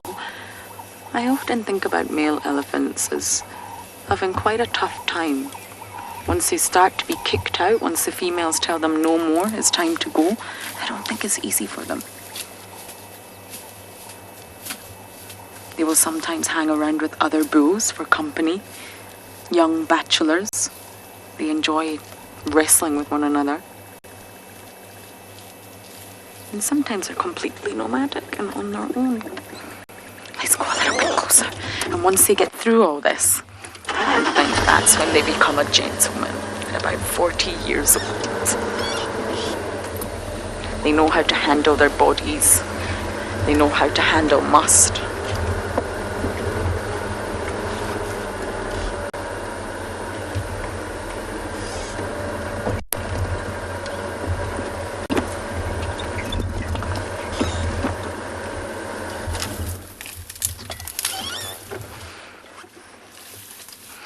Lani, the elephant diet is not too specific because they're bulk feeders. They're poor digesters, so therefore they eat in bulk to make up for the fact that they're not good at digesting. And generally speaking, depending on the area, so for example the Masai Mara will differ very differently from Djuma, but in Djuma they tend to eat about 80% grass during the summer, and it's a mixture of grasses, palatable ones of course, and 20% trees and shrubs. Now this is their summer diet.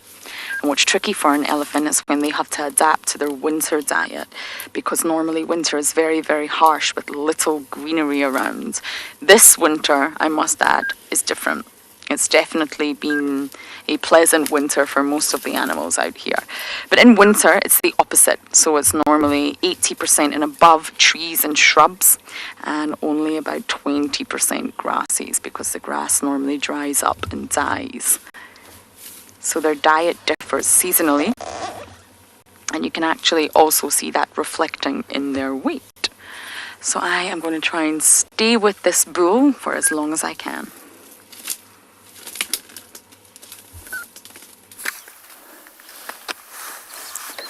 This is very exciting. We have managed to come across Tlalamba, the leopardess, gorgeous leopardess, and we came across her because we heard some kudu alarming, or Ngala alarming. Thought it was perhaps for the lions, popped down here and got lucky. Aubrey didn't think it was for the lions. Aubrey said, no, there's a leopard here somewhere. And so Aubrey can get half the credit, I think.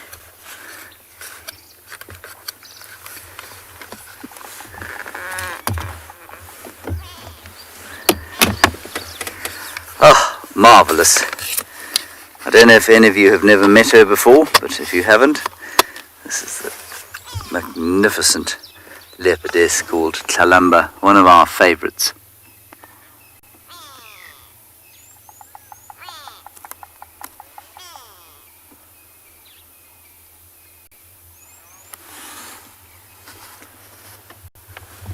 I'm just going to wait here before we move any closer, just because I think she might be coming down here, and it's a very thick area.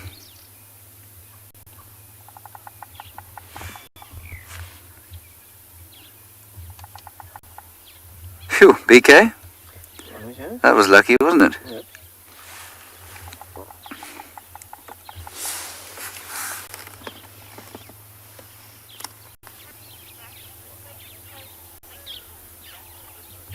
Jackie, her face is very distinctive. I agree with you. You know, as far as I can see distinctions like that, most people recognize this cat immediately. And certainly Kirsten in the final control said immediately, Tlalamba. You'll probably find that, most of these leopards, if you look at them carefully, are pretty distinctive. But I am particularly poor at recognizing them. Thankfully she stood up as well, because if she hadn't stood up, well, I'm pretty sure I'd have driven straight past her. Alright, we can move a little bit forward now. I'm just going to help Aubrey get in here. Orbs, just keep coming south on the game path.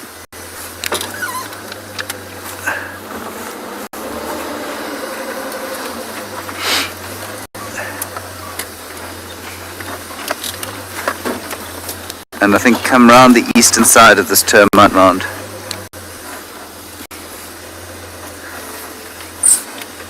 Is that alright there?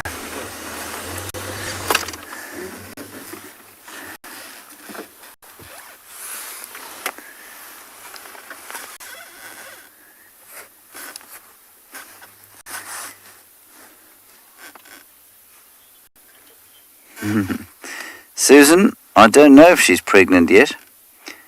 I would think it possible,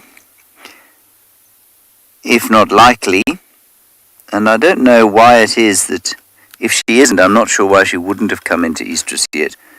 You know, it's past time, as they say. Ooh, what's she seen?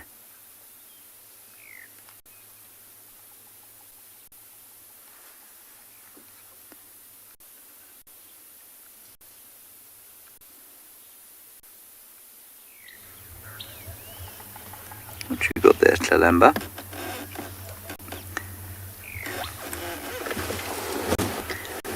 So I'm not sure why she wouldn't be pregnant.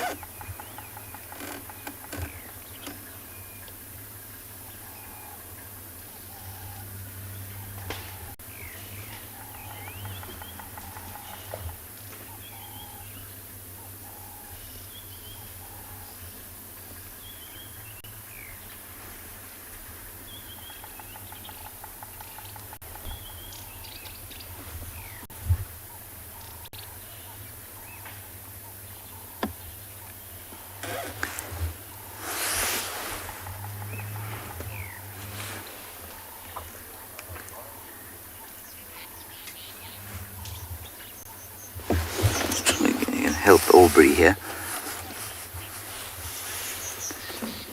Does he? I doubt she's met her little brother, given that her mother is very unimpressed with having her around.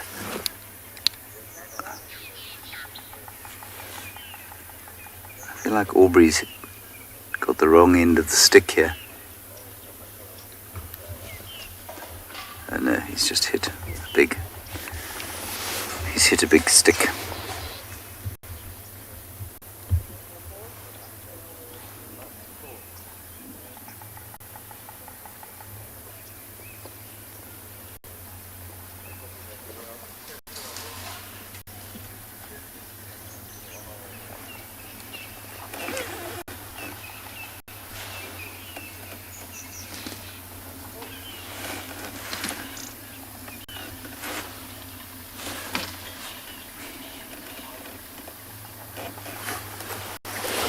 Just move. I think I'm going to have to move to get Aubrey a position in here. No, we won't. He's going on the other side. It should be fine. No, now she's moving. All right, now this cat is notoriously difficult to follow when she's moving off-road like this, but we're going to do our level best.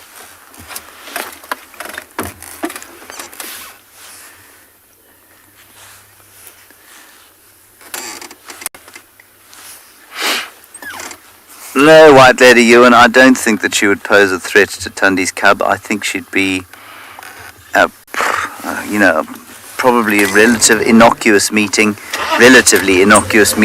It does happen from time to time.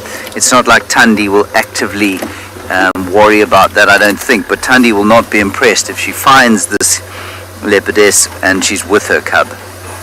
Tundi won't be impressed if she finds Tlalamba at all.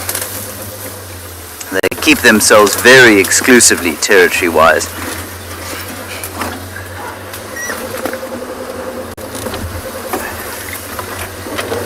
She's just gone through these thickets, and I must say I'm quite pleased that we've got another guide in this area to help us follow.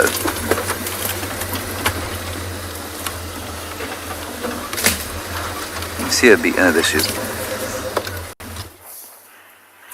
Well, I've decided to do a little bit of a geology masterclass. I'm joking, I'm not a master of geology, but I have found a very cool rock. Yesterday, actually, we found this rock when we were busy exploring and adventuring, looking for these lions. And I just happened to notice how smooth the rock was, and I went a bit closer, and I realized it was soapstone, or at least a type of soapstone. I don't know if you've seen soapstone before, but it's an amazing rock. It's usually occurring in places where the Earth's crust has subducted under, which is... the mountains behind me there, the Drakensberg mountain, is technically classed as a subduction zone, if I'm correct. So where the Earth's crust went under. But anyway, this soapstone here is incredible because it's so soft. It's one of the things that makes soapstone highly versatile and used often in carving, is because it's filled with something called talc, which has... on the mineral hardness scale, a value of 1, which is the lowest you can get. So if I show you just how soft this rock is, I'm just taking my Leatherman, and I can just literally scrape the rock off. You see that? And all this powdery material is very, very soft. And it can be used for a number of different purposes. Now, as you know, talcum powder is often used as an absorbent, so people often put it in their shoes and things, and and babies' nappies to keep them dry. And it can also be shaped. And it's got really, really good heat-resistant properties. So you can carve the stone into bricks and layers and use it in fireplaces and ovens and pizza ovens and all sorts of things. You can actually press this powder into shapes as well and fire it to make that shape hard. And I know that in many cultures they've used these for thousands of years for heating purposes, making heat lamps, oil lamps, making pots out of these things. I know the Vikings... literally carved these straight out of the rocks into bowls that they could use to put their foodstuffs into and to cook as well. So it's incredible stuff. It's really, really amazing. Gert and I were saying we were going to make something out of these. Nude Lion, you had some sort of comment, but I couldn't quite catch it. Maybe if you can repeat that again? Yes, that is another thing. So the reason why it's got good heat-resistant properties is because it's filled with silica. It's one of the minerals that's in there. And silica is quite toxic, so you don't want to breathe in this dust. There's very specific rules about how you can work with this stuff. We're out in a very well-ventilated area, so it's not a big problem. Maybe I should just wear my mask just in case. It's also good for the Rona. So, yes, the rock... soapstone, very cool. In southern Africa, there's a very, very famous soapstone carving, and those are the soapstone birds of the Great Zimbabwe Ruin. Those birds were carved out of soapstone. In many parts of Africa, when you drive around, you'll see people selling roadside curios, lots of different types of carvings, and these are predominantly made out of different types of soapstone. But super cool. Elizabeth, you want me to carve something out of this? Give me some time, give me a little while, and I'll see what I can do. I can't say that I was very, very... Oh, okay, you want me to do it right now? That's not going to happen. But I will definitely give it a go. And how about you give me till...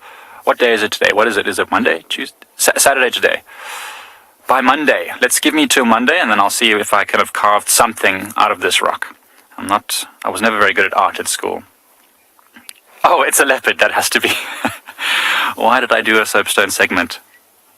Okay, cool, great. I'm going to basically make a soapstone carving of the pixie pan female. This was a great idea. I'm so glad I decided to do this. But anyway, it's a really cool rock. Don't see it too often, and I just wanted to show you because I think it's pretty much my favorite rock that I've seen so far. Well, I will see what I can do about this. But so let me just show you one way to identify this rock. Elizabeth, I'll try and see if I can carve an elephant. But if you look at this rock, I don't know why I picked it up now, I'm making life very difficult for Gert, but you can see that there's these shiny parts, right? And that's one of the ways we identify it out in nature, because when animals walk over it, when wind blows and dust blows over this rock, it actually creates these smooth patches all over it. So it's a really, really easily identifiable rock. Some of them are darker, some of them are lighter, but yes, it's actually super incredible. I don't know, have any of you seen soapstone before in a natural setting?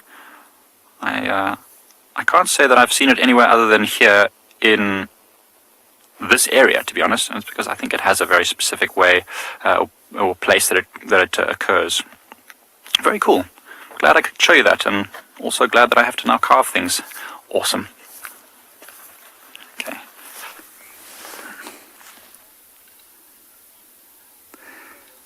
This cat has been walking through some very, very thick stuff. Now she seems to be settling slightly. So let's try and move into a position where we can see her, and also where the guy behind us can see her. You're right. I'm just going to ease through this little area here. Stay with me, because if I go straight, I'm going to get right on top of her. And she's not, while she's a relaxed cat, she likes to keep just a little bit of distance if she's resting, in my experience. Yeah, that'll be good. I'll just move a little bit around here.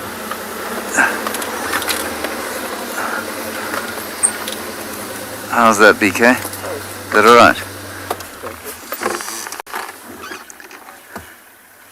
Whew. Annette, you say well done, thank you.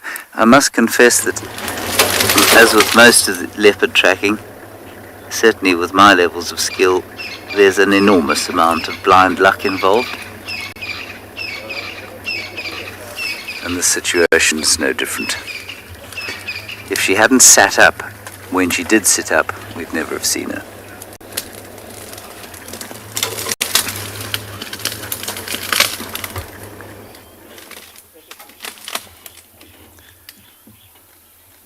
Yeah, Helen, for sure. Spending time around her will help keep her habituated. I'm not sure that she'd ever really be threatened by people, you know.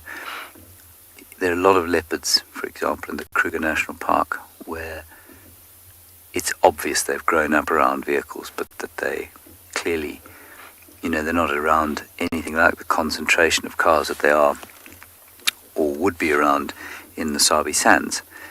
And you know that they are habituated to vehicles because they don't react when they come across the cars on the tar roads, and they disappear into the bush, and they probably don't see vehicles for weeks or months at a time even. And so those sorts of leopards have grown up around cars, and they've never learnt a fear of them, if you know what I mean.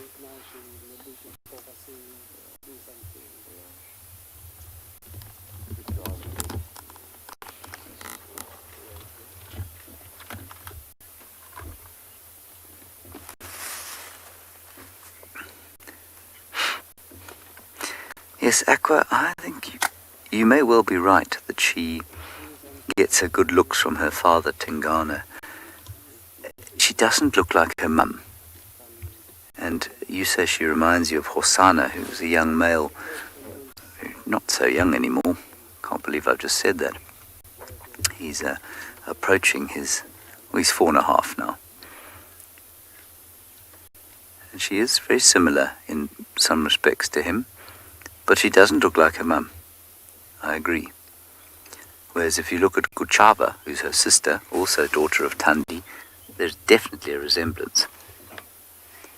I mean, they resemble each other in so much as they're all leopards, obviously.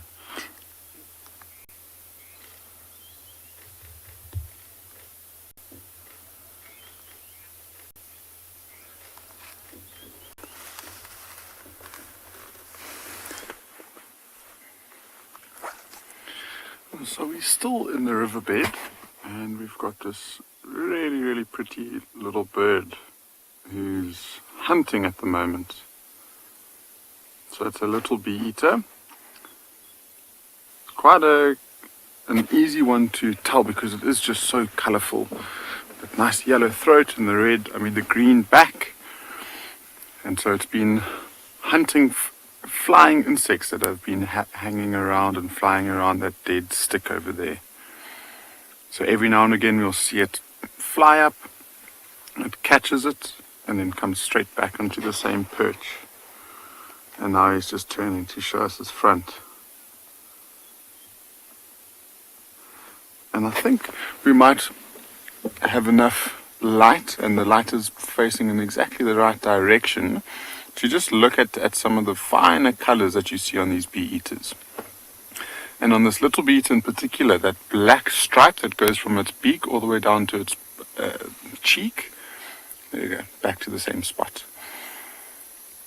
There's just above that black stripe, there's a very, very thin little blue. It's just so beautiful. It's one of my favorite colors on the bee eater. And that yellow is also very, very striking. It looks like it's both feeding and also grooming itself. And it's just such a nice still morning. I'm sure it would have been quite cold in the last couple of days. So Lainey, they don't only eat bees, but it does form part of their diet. So it's pretty much all flying insects that they'll target. And I think one of the reasons why they might have been called bee eaters is they've got a very unique way of dealing with the bee's sting. And they're quite skilled at it, so they'll catch it. And to avoid getting stung by the bee, they'll grab it by its abdomen, and then on the branch that it's sitting on, or on a hard rock, it will basically just aggravate the sting until it comes off of the bee, and then the venom is gone, and then they'll be able to swallow the bee whole after that. And the whole family, I mean, we've got about 7 or 8 different bee-eater species within southern Africa. We can find, I think, about 4 or 5, depending on the season, here on Ngala. So we are waiting for the European bee-eaters to return, and then the southern carmine bee-eaters. So the little bee-eaters are resident. We also sometimes see the white-fronted bee-eater here. So those are the 4 main species that we find. There is another one, but it's quite a bit further away. So it seems like it's a pair of them.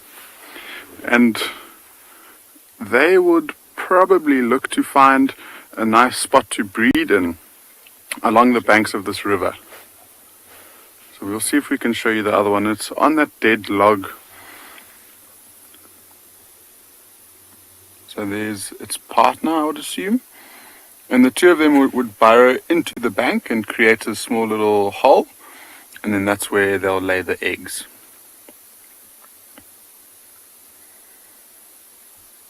Doing exactly the same.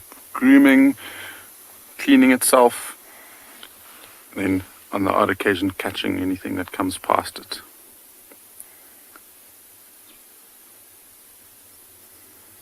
And one of the main reasons why we came to this this riverbed at least, was to look.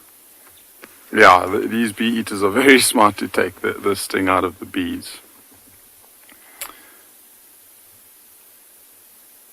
and we came down into this area because we saw tracks of not only one leopard that we had tracks of a little bit earlier on, but quite a few. There, at least 2 or 3 of them on the road, walking up and down. And so we thought we would come down towards this riverbed to see if we don't have tracks. We don't have any more tracks, so we're going to go and check another different road to see if they're headed in that direction rather.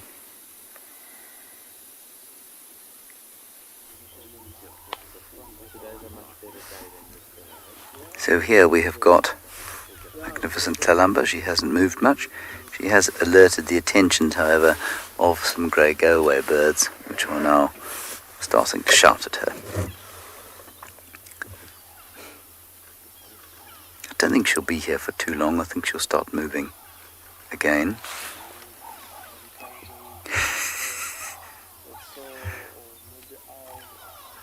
Yeah, I think those birds haven't seen her. I think they've probably seen an owl.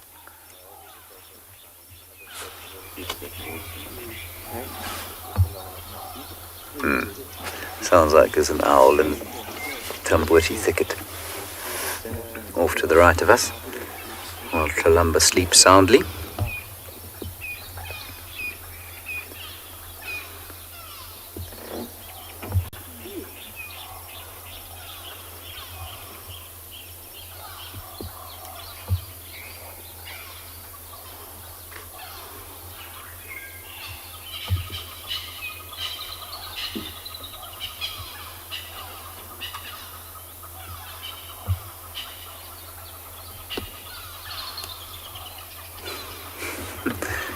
And now there are squirrels shouting.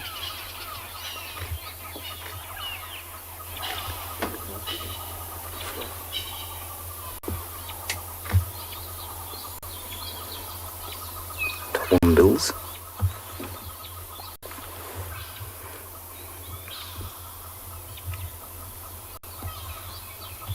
I think she's eaten something relatively recently. Actually, we can have a good look at her belly now and let's see if we think that there are small Kalambas in there. Looks like a food belly to me.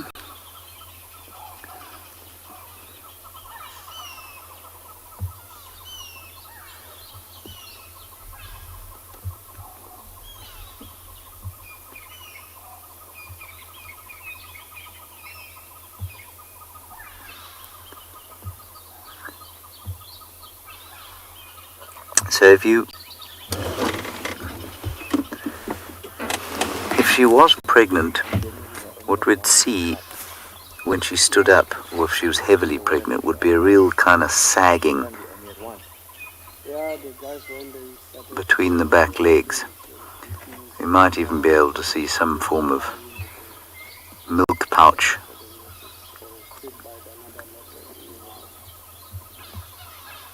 But to me, that belly of hers looks like it's just eaten something. Not big.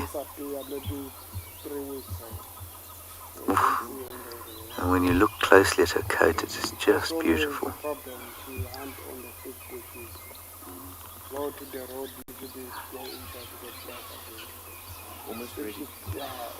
Gold and honey and black.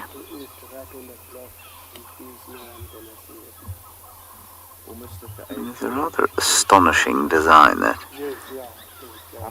I mean, the design of the pelage.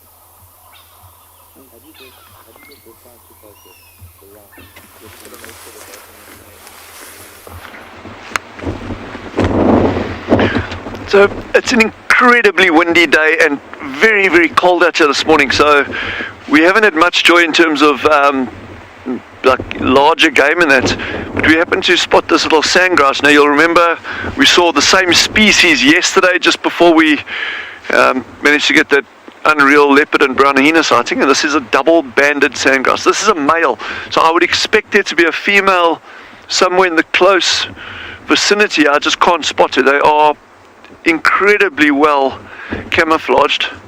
But it's just nice to see how this little guy's hunkering down on the ground with this wind.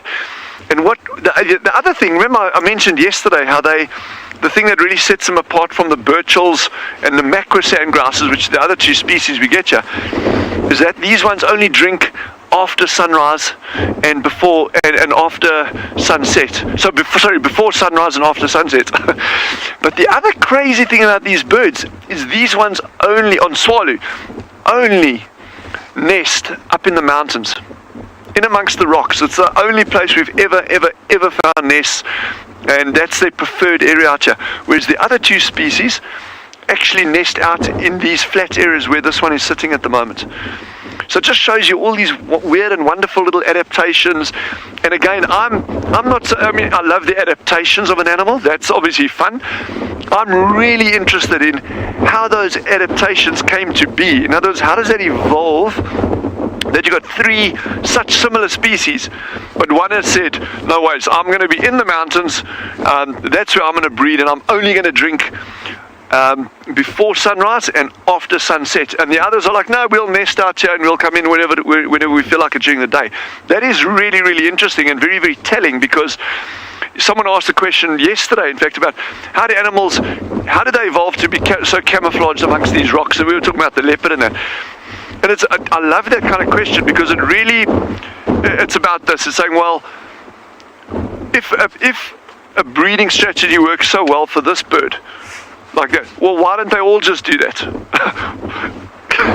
Let's not get into philosophical debate here, because that's not what I'm here for. Even though I enjoy those debates.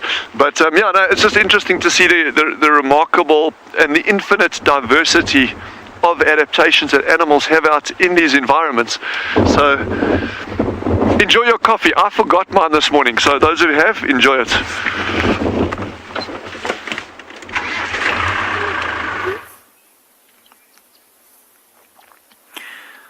Well, from one rather small bird to a much larger one, there's a grey heron just wading through the water looking for any frogs that might be disturbed, joined by another grey animal, a little vervet monkey. There are quite a few. You can see the reflections of others walking around there. There was a whole bunch of impalas that also came to drink. Oh, this is so nice to see two very different animals walking together at the edge of this waterhole. So that heron is walking very, very slowly. Yeah. The heron is walking very slowly. The monkeys are just looking for insects and shoots and flowers and whatever it is they can find. The heron is specifically looking for, well, insects, but mostly frogs at the moment, to be honest. You see how it stops every now and again, and what it'll do is they often use their feet to disturb things that are in the mud, and as those things move, the heron darts its very sharp beak in, and either pierces the prey with the beak or just grips it in its bill. So let's see if it's successful this morning. Let's see if we can catch this heron hunting its first meal of the day. So Leia, it was a lovely sighting of the monkey drinking. They seem to only drink here at our waterhole when the impalas drink. So whenever the impalas come down, the monkeys also seem to come down. Never on their own, never by themselves. Oh, the heron's about to go behind this beautiful leadwood tree, so we might lose sight of it. Oh, there's also a giraffe coming down to drink. Oh, I don't know if it's going to come down and drink, but it's at the dam wall's edge. And they've already found some food. See that? Their food doesn't move around, which is quite nice. So it's much easier for the giraffe to find a meal. Two of them. They'll come down and drink as well. So often what happens is once one animal comes to the water's edge, many start to come down to the water's edge, because then they know there's more eyes and ears to spot the danger.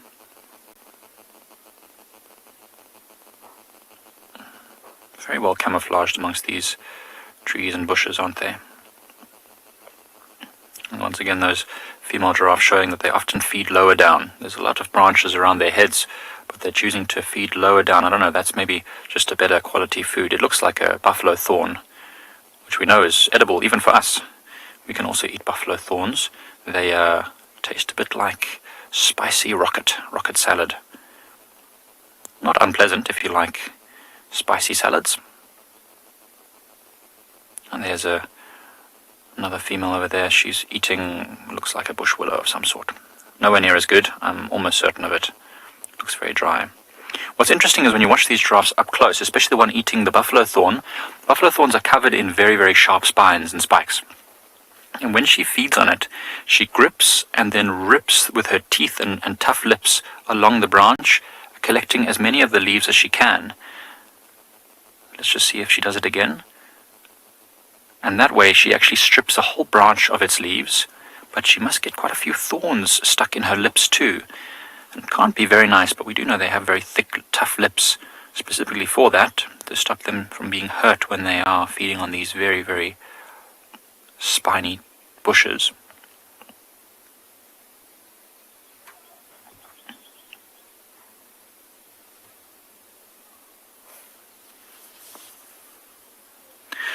Joy is asking how many different species of heron occur in the Kruger National Park. It's a good question. I've never really counted them, but we get grey herons, Goliath herons, we might get occasional migrant herons, some of the egrets as well. There are 3 different species of egrets that can be found in the Kruger National Park: great white, intermediate, and cattle. And we also get some of the night herons, white-backed night heron, and also black-crowned night herons. There's quite a few, probably 5 or 6. Oh, did you see that in the water there? The heron's looking towards the splash there with hunger in its eyes, avarice. I'll just go and wade in there and get it. Stop being lazy.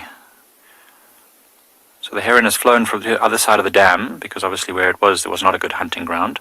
And now a few more impala coming down. Oh, it's quite nice at the Waterhole today. There's not too much, big, scary animals. But nice, steady flow, a trickle of animals down to our Waterhole on this very still morning. I wonder if many animals might have stayed away from the water completely yesterday, with it being very cold, and also, their hearing and stuff impaired. They might have wanted to just stay in one place to be vigilant. But now that it's nice and still, you can see that glassy water having a beautiful reflection of all these impalas. Look as they come down, look how they stretch their necks down. There's an instinctive fear of the water.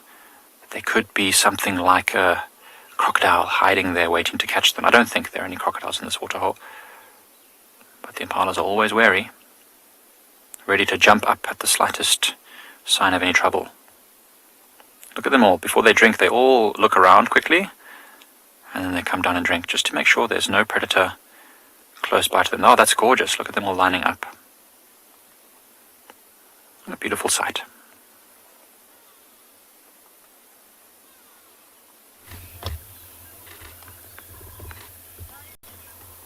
Beautiful now. She's just perfectly positioned herself, turned round. Ah, now that is a quintessential leopard shot, is it not? But keep sitting up, my dear. No need for you to go to sleep. You've got all day to do that.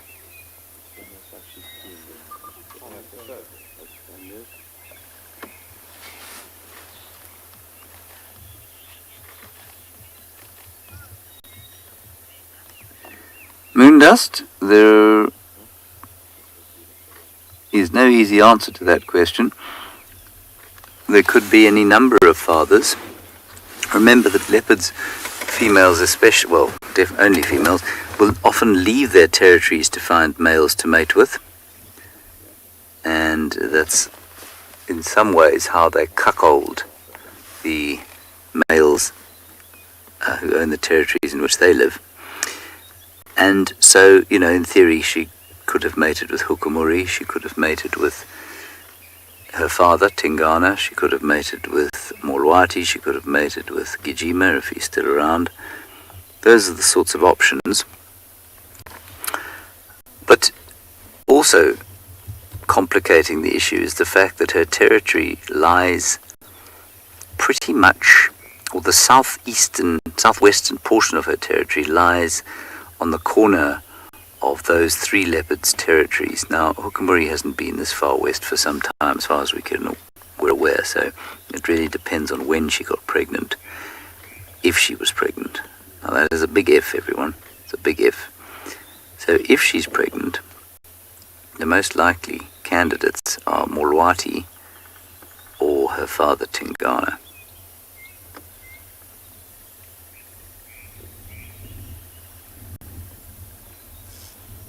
Shocking as that may seem.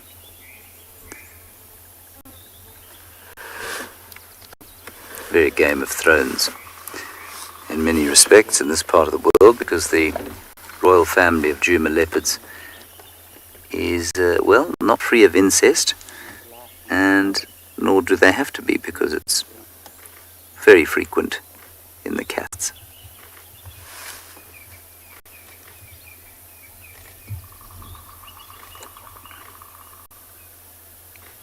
I think all of us, given our human and very valid human kind of repulsion to incest, would be very happy if she'd been impregnated by Hukumuri or Molwati rather.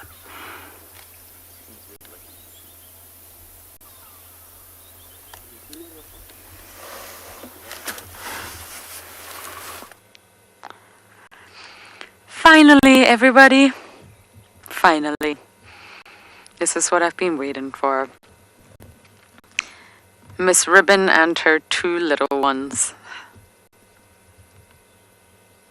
A very peaceful moment. We've got Shimbulu on the left-hand side, and look at how long his legs are. They're getting so big, these little ones. Especially when you see them compared to Corky's tiny little one. This is, I've not seen Ribbon in quite a few days now. She's obviously off feeding, which sounds incredibly selfish, but there's a lot of reasons for that. One, of course, she needs to stay strong. She needs to eat. She needs to keep producing this nutritious milk that sustains these little cubs for so long. That's really important, otherwise they won't survive. And also, the cubs have to learn the lifestyle of feast or famine. Hyenas can go days without eating, as do most predators. So it's important that that's instilled in them at a very young age.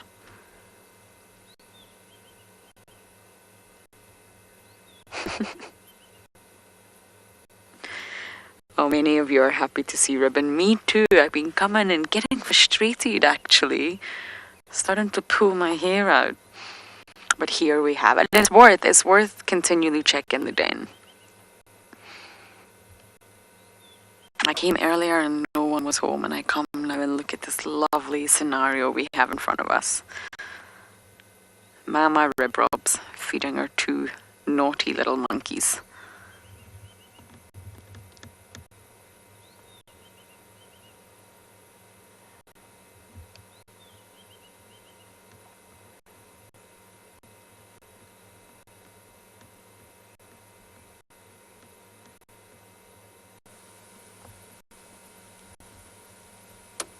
And in case any of you missed yesterday's, Corky's little one is inside. But remember, it's much smaller. It'll have a different sleep cycle, a different feeding pattern to this pair here.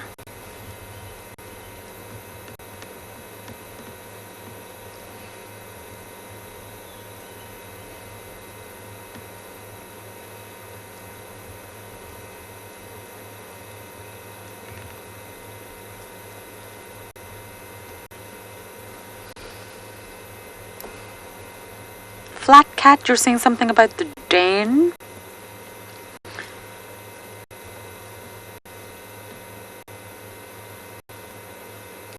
Oh, it must smell quite bad. I actually don't smell anything, but I completely understand why you're saying that. It's been a long time that the cubs have been in this particular den, which we call den number 3. And and there's another cub to add to the mix, so it's even busier than it was before. I just want to show you what they're all looking at right in front of us. I don't think we're going to get a very good view. It's two Impala.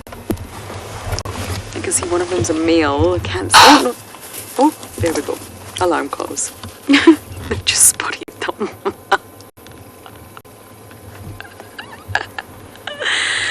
Impala, I don't know why you get a fright every single time.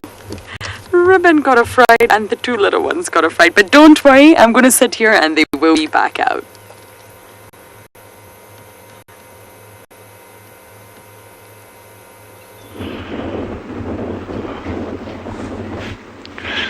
She's got a little steenbuck lying down over here. She's just tucked up out of the wind on the southern side of the bushes. This wind is pushing out of the north, which is crazy that it's so cold. But what I'm loving about what we're seeing is how this little steenbuck's got her ears flat like that. It's a little female. The male's got these two very, very sharp pointed horns. But to see this female with her ears back, it's actually a classic camouflage technique that they use to try and sort of break up their outline by putting the ears down like it. So it's very, very sweet. She's extremely reluctant to even try and move away from us, but she's got a good spot there. She's in a bit of sun, she's out of the wind, and that's exactly how she's going to conserve energy.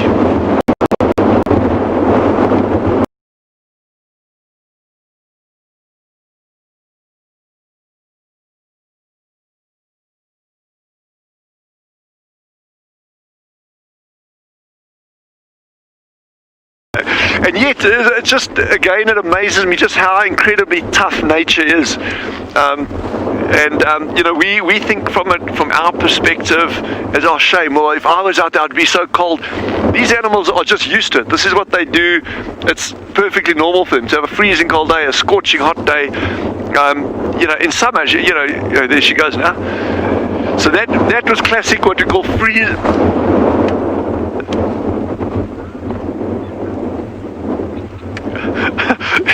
Laura Boer says, it looks like a llama that was about to spit. That's very alarming. No, but anyway, that was classic freeze behavior, and not to do with the temperature, but just that lying dead still, ears back, thinking it hasn't been seen, or hoping that it hasn't been seen. So that was good to see. But my word, this wind is actually picking up now. I thought it would die, you know, it would go settle a bit. David, I don't know if you can swing around. It's not so, sorry, just bear with us for a second. I just want to show you these clouds starting to scud over the top of these hills over here. You'll see these clouds over there. And that's this big front that's coming in now.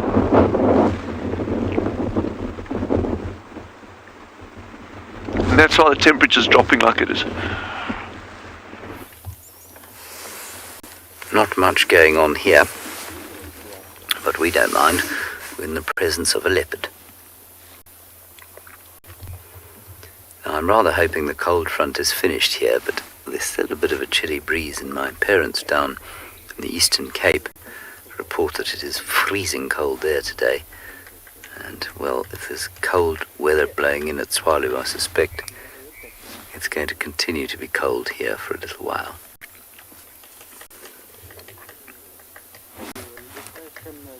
Woodpecker calling, or not calling, pecking just above us. Straight into the sun, I'm afraid, so we can't see it, but it's not the same species that we had before, because it's just making gentle tappings.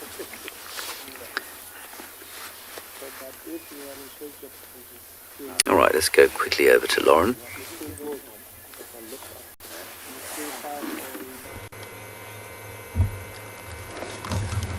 Everybody's back out. The Impala are still alarm calling. Who knows why, but Corky's little ones came out. Not gone near Ribbon. But I think this little one forgets how young it is and just always wants to be with the two older ones.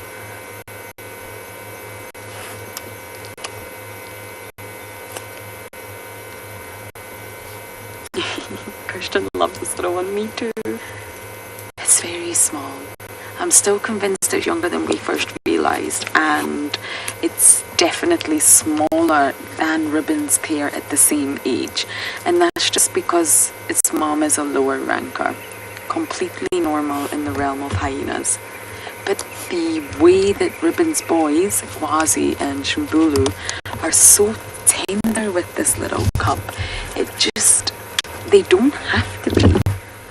In the past I've witnessed male hyena cubs at the same age really not tolerating younger cubs and bullying them and exerting their dominance. But these two, they just don't do this with Corky Swan. Oh. And look at it, just watch it. Probably wishing Corky was here. Where's your mama?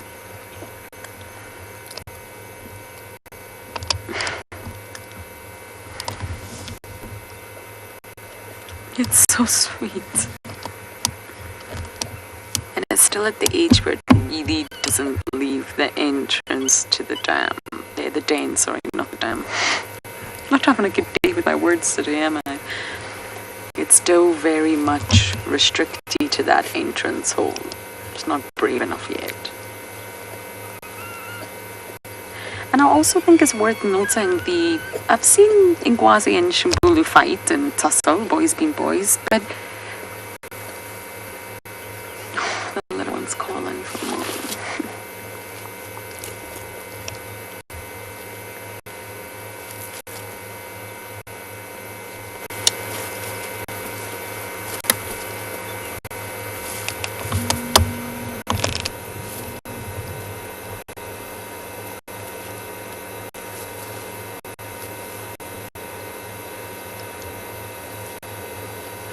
Stations, any updates, please?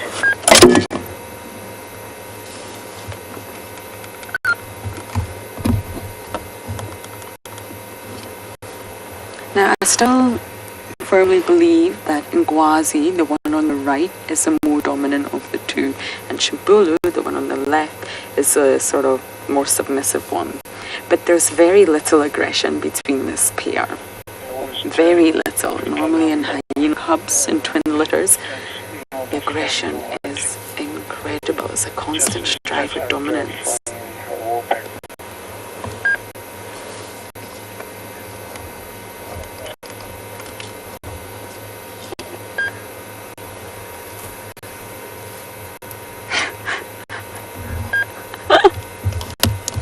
Original, what an original question. Your question is, do all hyenas lie in their own urine or just ribbon? Ribbon? Do you have anything to say for yourself? That's a no. I'm really not sure, but to be honest, I think they all do. Oh? They're fighting here. A little argument.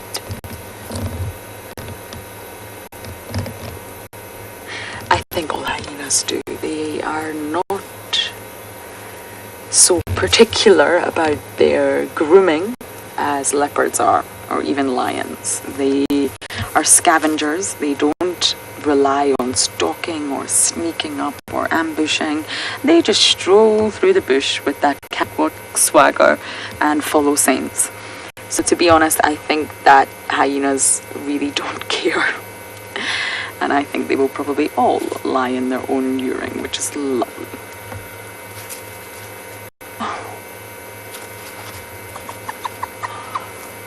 Oh, I don't quite know what gave the little one a fright there.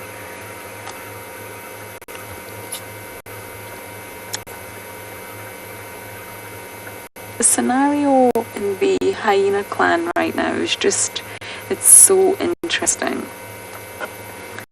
The lack of aggression between the youngsters.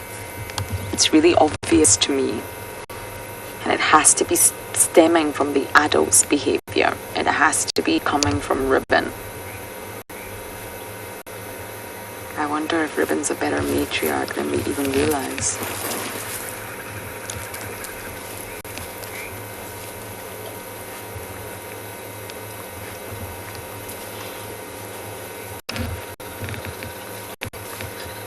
Can you all remember when we found this pair on the 27th of March? Look how much they've grown.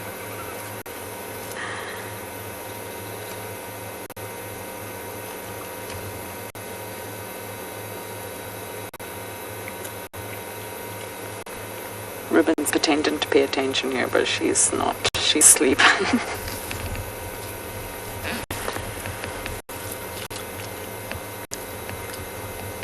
Libby, you're asking how much longer will these cubs stay in the den for? I think that's what you're asking.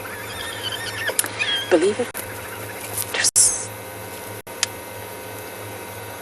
squittering. Squittering's a noise that only hyena cubs make. It's a wonderful noise, and I love that word, squitter.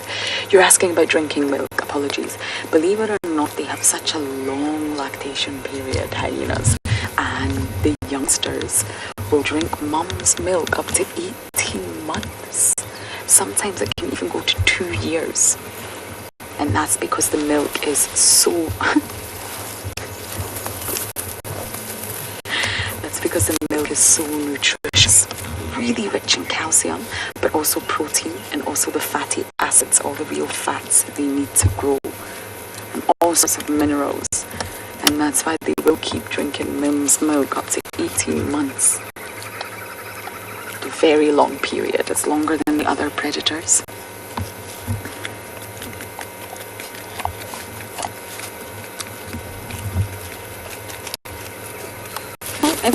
Oh, everyone's back out.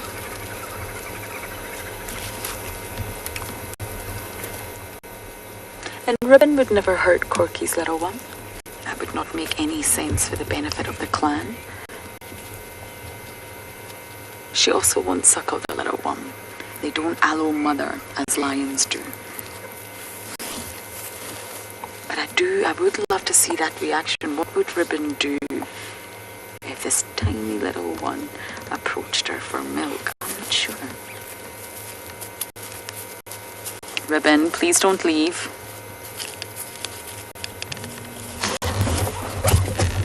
If Ribbon leaves, that means we have to leave, everyone. But this is the longest sighting we've had in quite a while.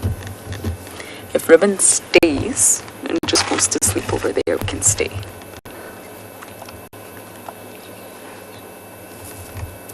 Let's see what she does. Ribbon!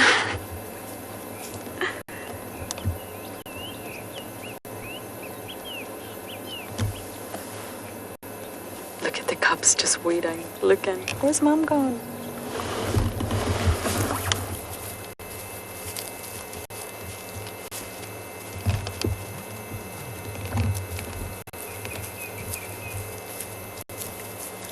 She's still there, everyone, don't worry.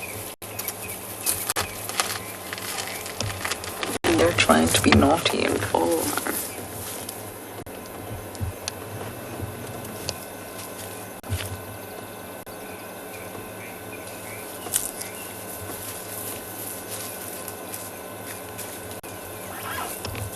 Oh, she's going to sleep down there. That's perfect. That means we don't have to leave. We're not going to have the best views, but Corky's little one is still out. I'm so in love with this little one. I just told Theo I've got like 1,000 photos on my camera, the same thing. I don't know why I keep taking more.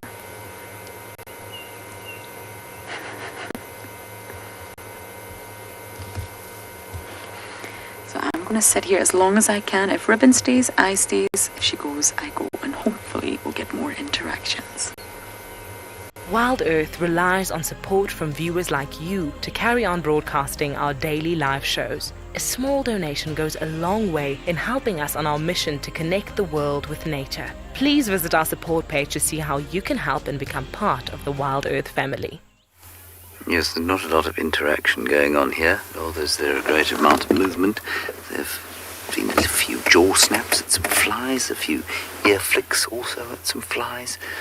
And, well, that's about it, really. But Talambi is a leopard, and a leopard is what we came out to seek this morning, and so I think we'll probably hang around with her.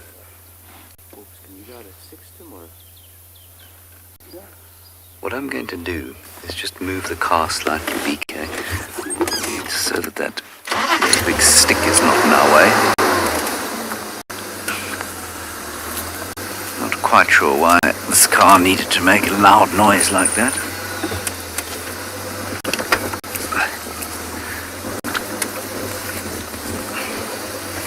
How's that, BK? Better. There we go.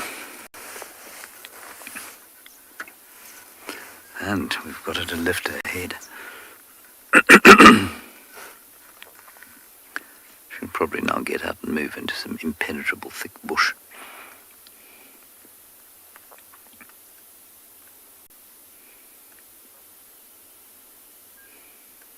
Be quite nice to see her stand up, just so that we can maybe try and assess whether she's pregnant or not. I always find it quite entertaining because everybody's got different theories, and it's so nice to discuss the different ideas, and some of them really outlandish, but it's always good fun to debate and look at the evidence for various theories and ideas for what's going on with these animals.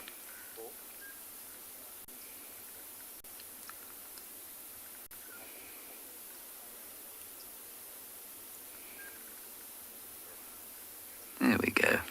That's a nice picture of her. Always alert, even when sleeping.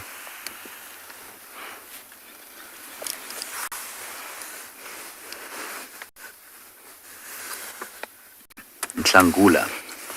Yeah, this is...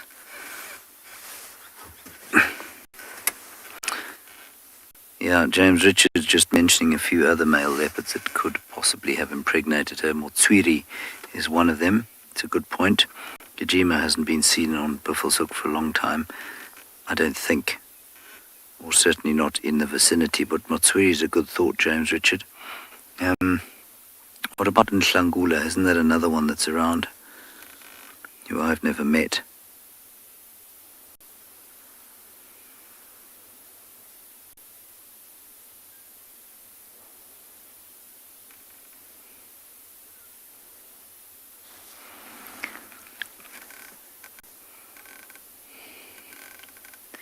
Yes, we just want you semi-alert, Kalamba. That's it, with your eyes open.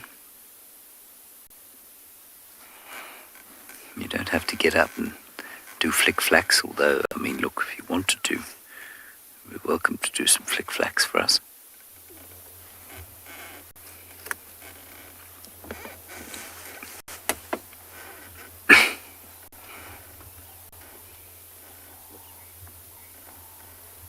Oh, a little yawn. Exhaustion.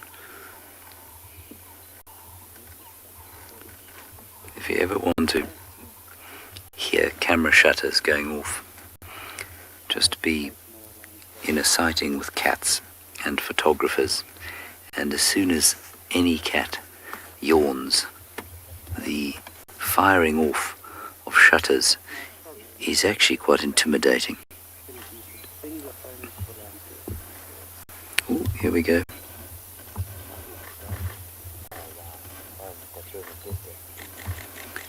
Not sure why she had to do that behind a bush. There it is.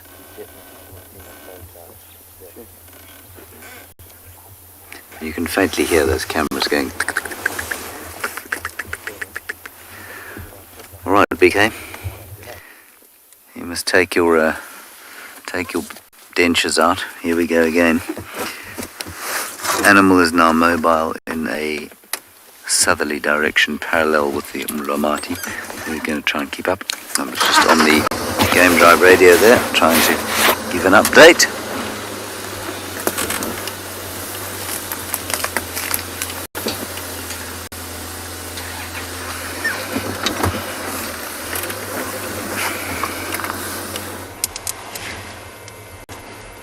Good luck, James. Following Kalamba is, well, no easy task. Our little one's just waiting. My heart just cannot take any more of this. Ribbon's still snoozing, don't worry. Just exactly in the same spot. But our adventurers are exploring further and further than I have normally seen them go. Look at them. Little Shambulu here. It's almost like they've got Mum's permission to venture a little bit further and explore a whole new world. They are loving every minute of it. They're anal pasting, which is rather bizarre, or at least Ngwazi is. Scent marking at that young age. That you're asking, will the aggression grow as they get older? I'm not entirely sure what you mean by that. If you mean, will they become more aggressive? What you have to remember is, although they are Ribbon's offspring, they are also male. They are two little boys, as far as we can gauge. Oh, hello. You've just noticed a car. Are you going to come and chew on the tires? No, we're going to be good today. No tires today, I'm afraid, thank goodness. So yes, what we've got to remember is they're two boys. Now, in a hyena society, it's matriarchal, it's completely female dominated. The males are not only smaller in size and way less, they fall way down the pecking order. If you are a male, well, you always have to bow down to the females, even the low-ranking females. So even Corky is the low ranker. She will actually have some say over the males in the clan. Now, males do have a hierarchy, but it's ranked completely differently from the females, because most males disperse. And when they disperse from their natal clan, they join a new clan and they become immigrant males. And normally how it works is the immigrant males that have been with the clan the longest, they show tenure. And that's the sort of, the longest you've been with the clan, the more preferred you are by the females. So tenure is very, very important. And also, there's an amazing study that says the less aggressive you are and the more submissive you are, the females will prefer you. So it's best, if you're a male, to just constantly be submissive, less aggressive, quiet, and just say yes. I think it's, well, yes, just say yes. Whatever the female wants goes.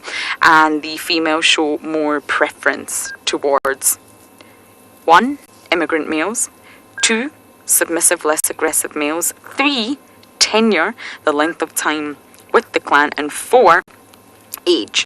They show preference to male hyenas at the same age. So I don't think these boys are going to get more aggressive at all. I think they're going to live their life as males and eventually disperse at around 2 years old.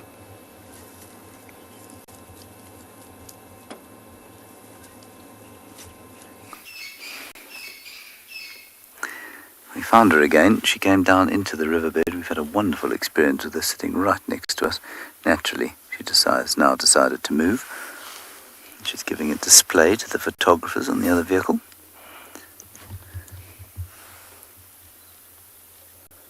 No idea what her plan is. She weaves around this cat. BK, you just tell me when you're ready. Ready.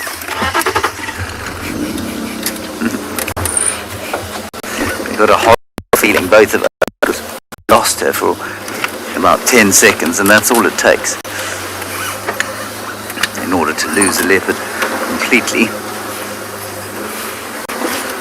Try and get up here. There we are. And this is how a lot of Tlalamba sightings go, where you get her for a few seconds and then you drive, and you hack, and you bash, and you do your best. Think we can get over that log, BK? Let's try. We did it.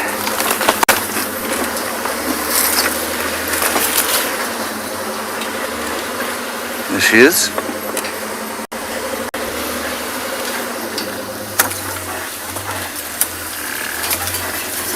Ooh, that's nice. We got it.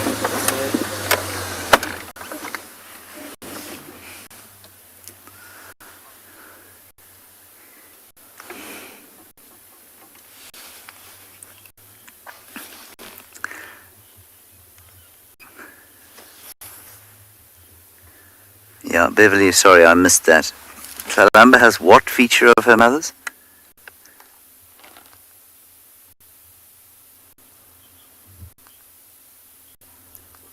Oh, she had the best teacher. Yeah,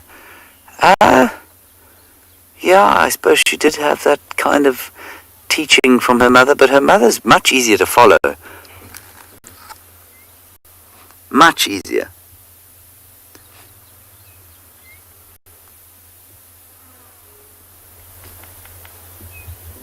Oh, that's lovely. Come on, lie down there. Just on the edge of the cliff. How's your shot there, BK? Perfect. You're right. Okay, good.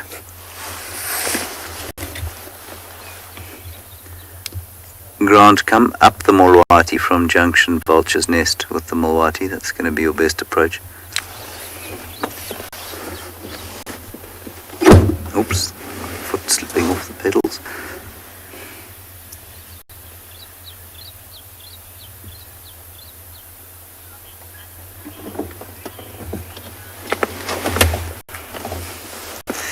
Yeah, Anna-Marie also, I mean, Karula did used to zigzag around a bit, but I still think that this cat is much more difficult to follow than any of our other relaxed leopards.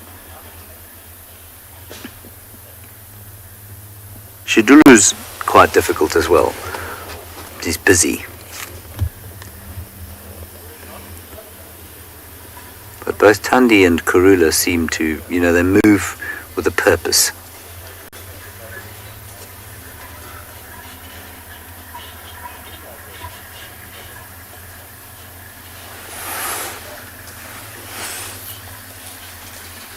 Beautiful with the background there, the sort of empty void below her.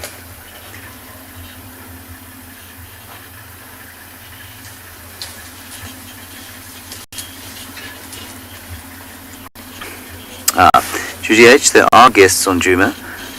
South Africa has now allowed tourism within the province. I would be prepared to take pretty short odds that the guests on the back of that car are from this province, but they could well be. It's a totally ridiculous regulation they've made, that you're only allowed to travel within your own province. But yes, so in theory, the lodges are open for travel within their provinces. Go ahead.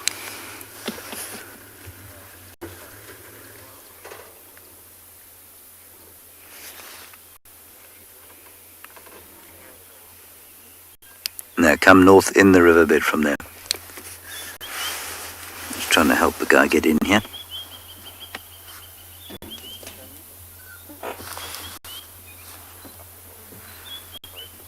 That's a nice shot of her, hey?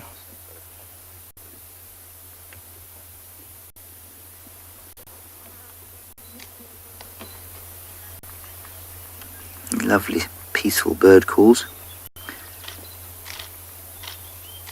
Including that of the magnificent white-browed scrub robin.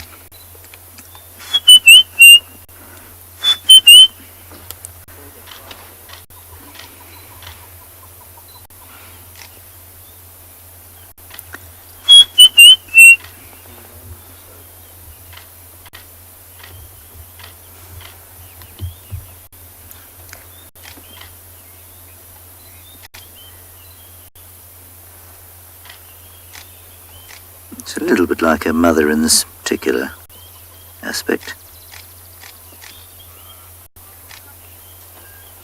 Oh dear.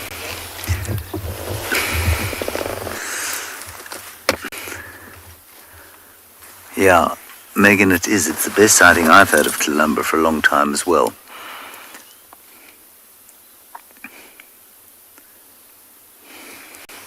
Okay. Grant, she's up and moving again, moving east. She's now crossed, west. She's moved west out of the Mulwati. I think your best approach is still to come up the drainage line. Just trying to help another guy get in here.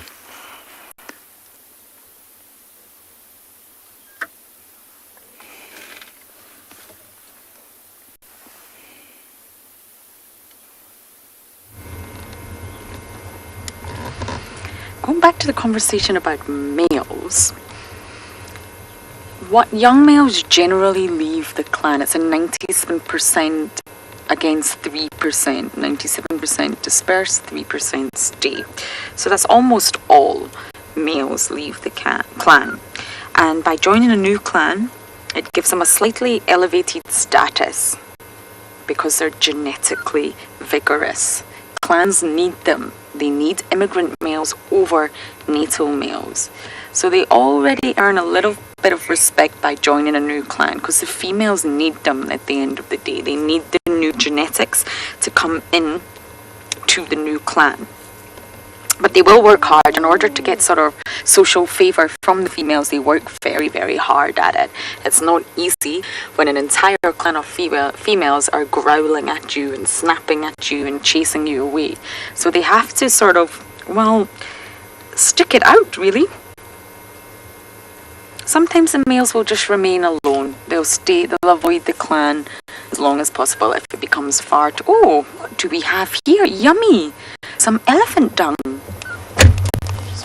I can't think of anything more delicious. No, it wasn't that delicious. We popped it back down again.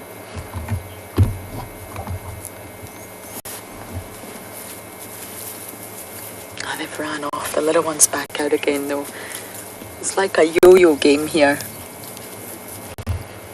This one's out, the other two are running away. No, we're back at the dung.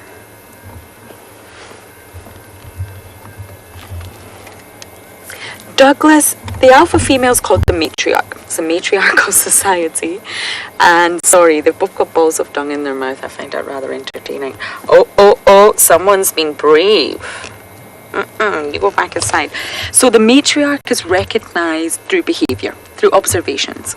So normally it's the largest of all the females because she's, well fed. And if you just sit and watch a clan, you'll see who's acting very, very dominant and who's acting more submissive. You'll be able to see that immediately in the clan hierarchy. So it's all through observations. Oh, now everyone's disappeared. Oh, no, we're back out again. I'll say Jack in the box. So yes, if you just watch, there's dominant behaviors and there's submissive behaviors. You normally see which females are responding to which females and which females are really sort of being bullied. It's the lowest ranker. So you just have to spend a little bit of time watching. And obviously we know this clan very, very well. This little one's mother used to be the matriarch, Corky, and she was overthrown. So sadly, this little one's been born with the smallest silver spoon in its mouth, if it's even silver. And it's now the lowest ranker of the clan. We don't know its sex yet. It's a little bit too early to sort of go into that. But I hope it's a girl. Even if it's the lowest ranker, a girl would really make a difference to this small clan. If it's a boy... then it'll just disperse, and we need to wait on some of the other females having more girls. Now, when I say the males stick it out, this is actually called endurance rivalry in the animal kingdom. And it basically refers to the guy who can stick it out the longest, who can stick out the abuse will win. So that's why the males stick it out and stick it out, stick it out. Then they will eventually get accepted by the females, and they can form quite wonderful alliances with the females. The females will trust the males that have been around the clan the longest, and this is called endurance rivalry. This little one cannot see past the boundaries of the den. Cannot figure out where the other two have gone.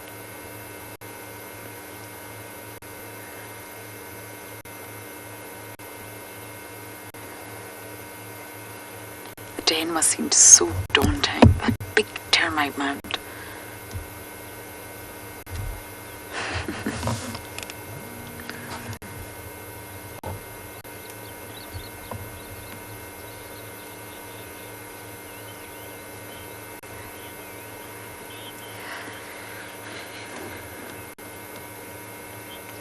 Vic, it could be a female.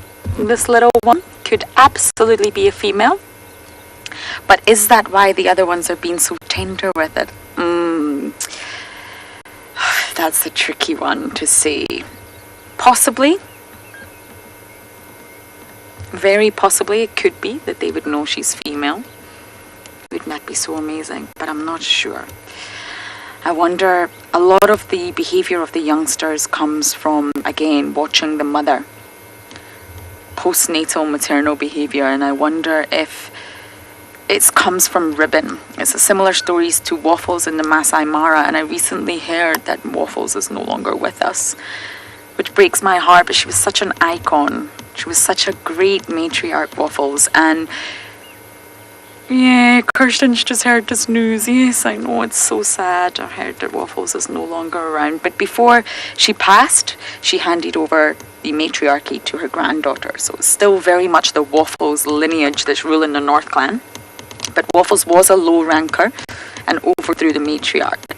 And I wonder if, because Ribbon was a low ranker, she's now at the top and she knows that, but I wonder if her behaviour towards the low rankers, exactly the same as Waffles, is kind, because that's where she used to be. And I wonder if that's what the cubs are picking up on.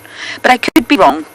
It could also be because she's female, or I guess it could be numerous factors, but studies on Waffles showed that she never ever forgot where she came from. She never forgot that she was a low ranker, one of the lowest, and even when she became the matriarch, she still formed alliances and remained close friends with the low rankers.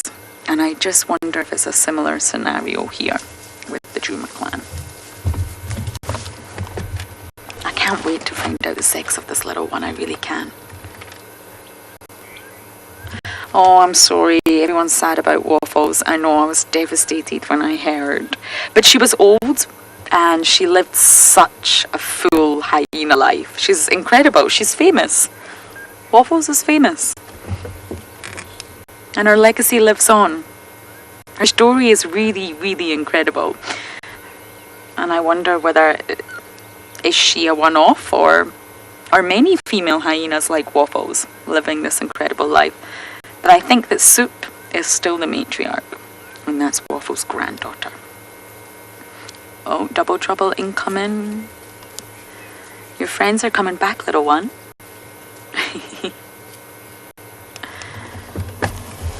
Or are they? They're hesitant to come back to the den because they've got a new lease of freedom from Mom.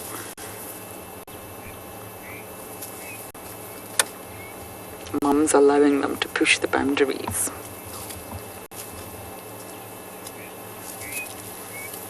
All the new smells, all the delicious elephant dung. Life could not be better. Okay, I'm going to sit tight here a little bit longer and hope that Ribbon doesn't disappear.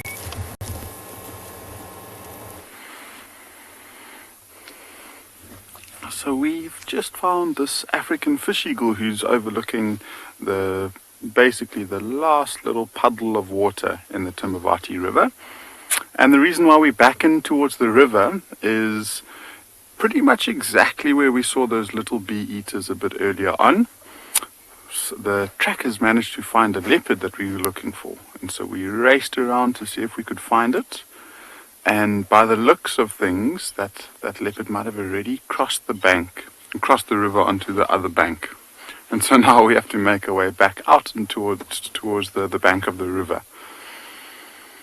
And so this little fish eagle is here, and I'm surprised that it is still hanging around because there's almost no water left. In fact, I'm actually going to move forward.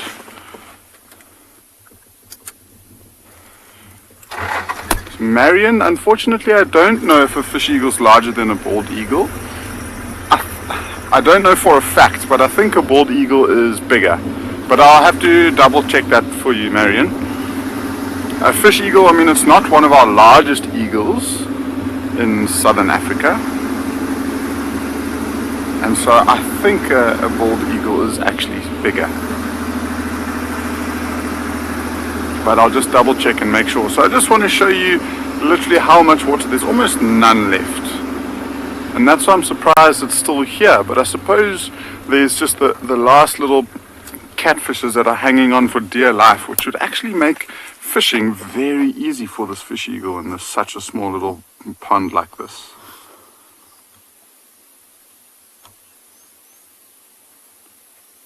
I mean, it's just because there's almost nowhere for those fish to go, they're almost trapped. and it is actually looking down. It's really cool to see, because when at the beginning of our safari live, which was, when did we start? Probably in April, May time, or even March, when we saw this fish eagle, every single time we got close, it would fly away from us. And now it's starting to get used to us, and it's letting us get as close to this as possible. So it's really nice because we get such beautiful views of it now.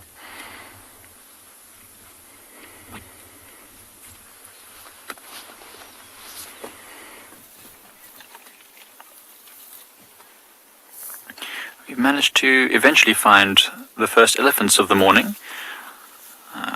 Gert and I were just saying this might be the first drive that we've ever done on Pridelands where we didn't see some, and now we can't claim that because we found a little group. And this little feisty one was giving us all the tantrums. It was actually jumping up onto its back legs and stamping its feet and shaking its head. But now it sees that we're not causing any trouble, so it's calmed right down. There's 2 mamas and 2 babies here, which is really, really nice to see. Not very many other elephants. Oh no, there's a few others around. There's a whole herd, but they're spread quite thinly in this environment because there's not a lot of good food. There's lots of dry grass, but a lot of them are just after the bark on these sickle bushes.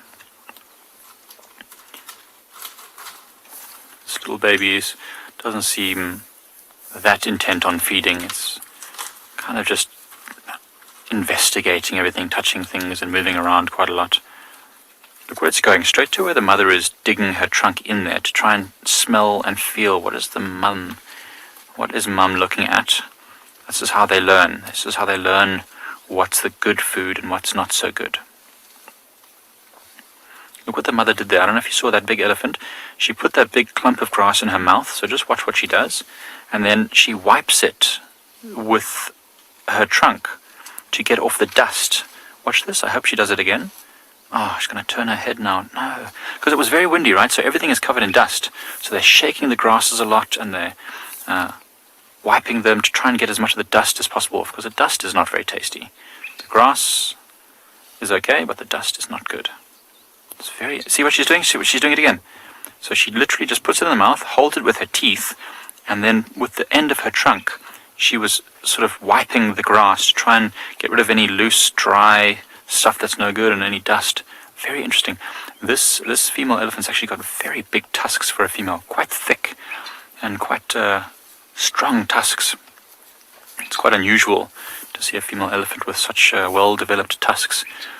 Often longer, but not usually that thick. So she's a powerful female. And she's got, I think, another young calf with her, because you can see she's got quite a lot of milk. So I think she's still suckling quite a lot.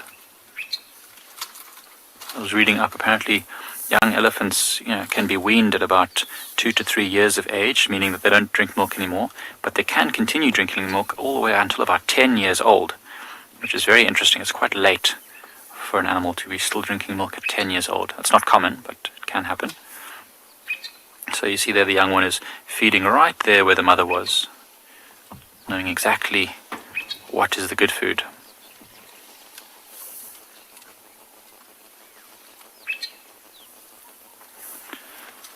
Baby elephants are the most amusing little things. I agree with you completely.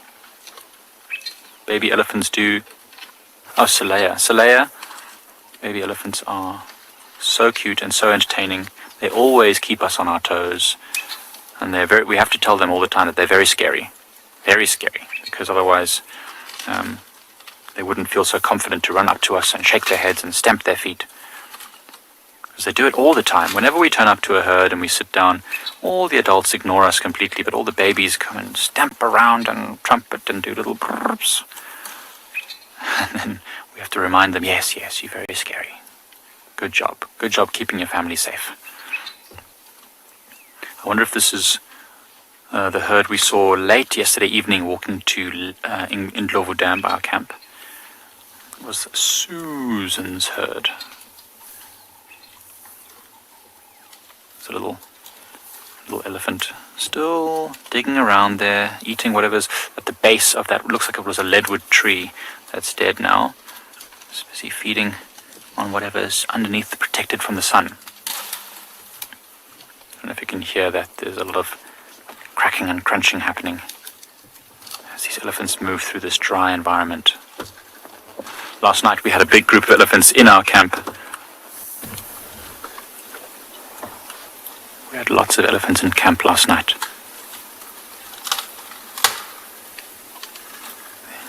Gert said it makes him feel very calm at night when they surround his tent and are crunching the leaves and branches. Just like these are doing. That big elephant bull Kuma was also in camp. And he's massive. On the vehicle, he's still huge, but when you're on foot and you see him towering above your tent, it's a very humbling experience. Well, this elephant's got a wound on his side, this little one in front of us. I wonder how that happened. It's not a big wound, it's a small wound, but anything that's able to puncture the side of an elephant must have been quite painful.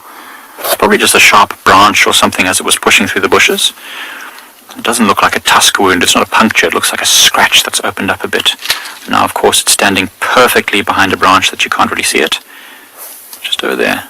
Very interesting. It's not often that we get to see an elephant with a wound like that on its side. Elephant skin is not as tough and thick as some other animals. So a rhino, for example, has a 5 centimeter thick skin on the thickest part, white rhinos, but the elephant's skin is maybe just about 2 to 2.5 centimeters thick at its very thickest points. Oh, very itchy in the ear there. Scratch it. Get it. Oh, it's aggressive. Oh, and then straight in the mouth. Ouch is right. It must have been quite painful, but elephants I think are quite stoic, quite tough. I mean, look at the environment they're living in, right? I mean, it must have been painful, of course, but I'm sure they're very used to getting poked and scratched and stepping on thorns. They're quite used to it. I often see baboons and monkeys and things jumping around in trees full of thorns, and I just wonder, surely that's so uncomfortable, but I guess their skin has become tough and they don't really feel those things anymore. Hear the sound of all that crunching.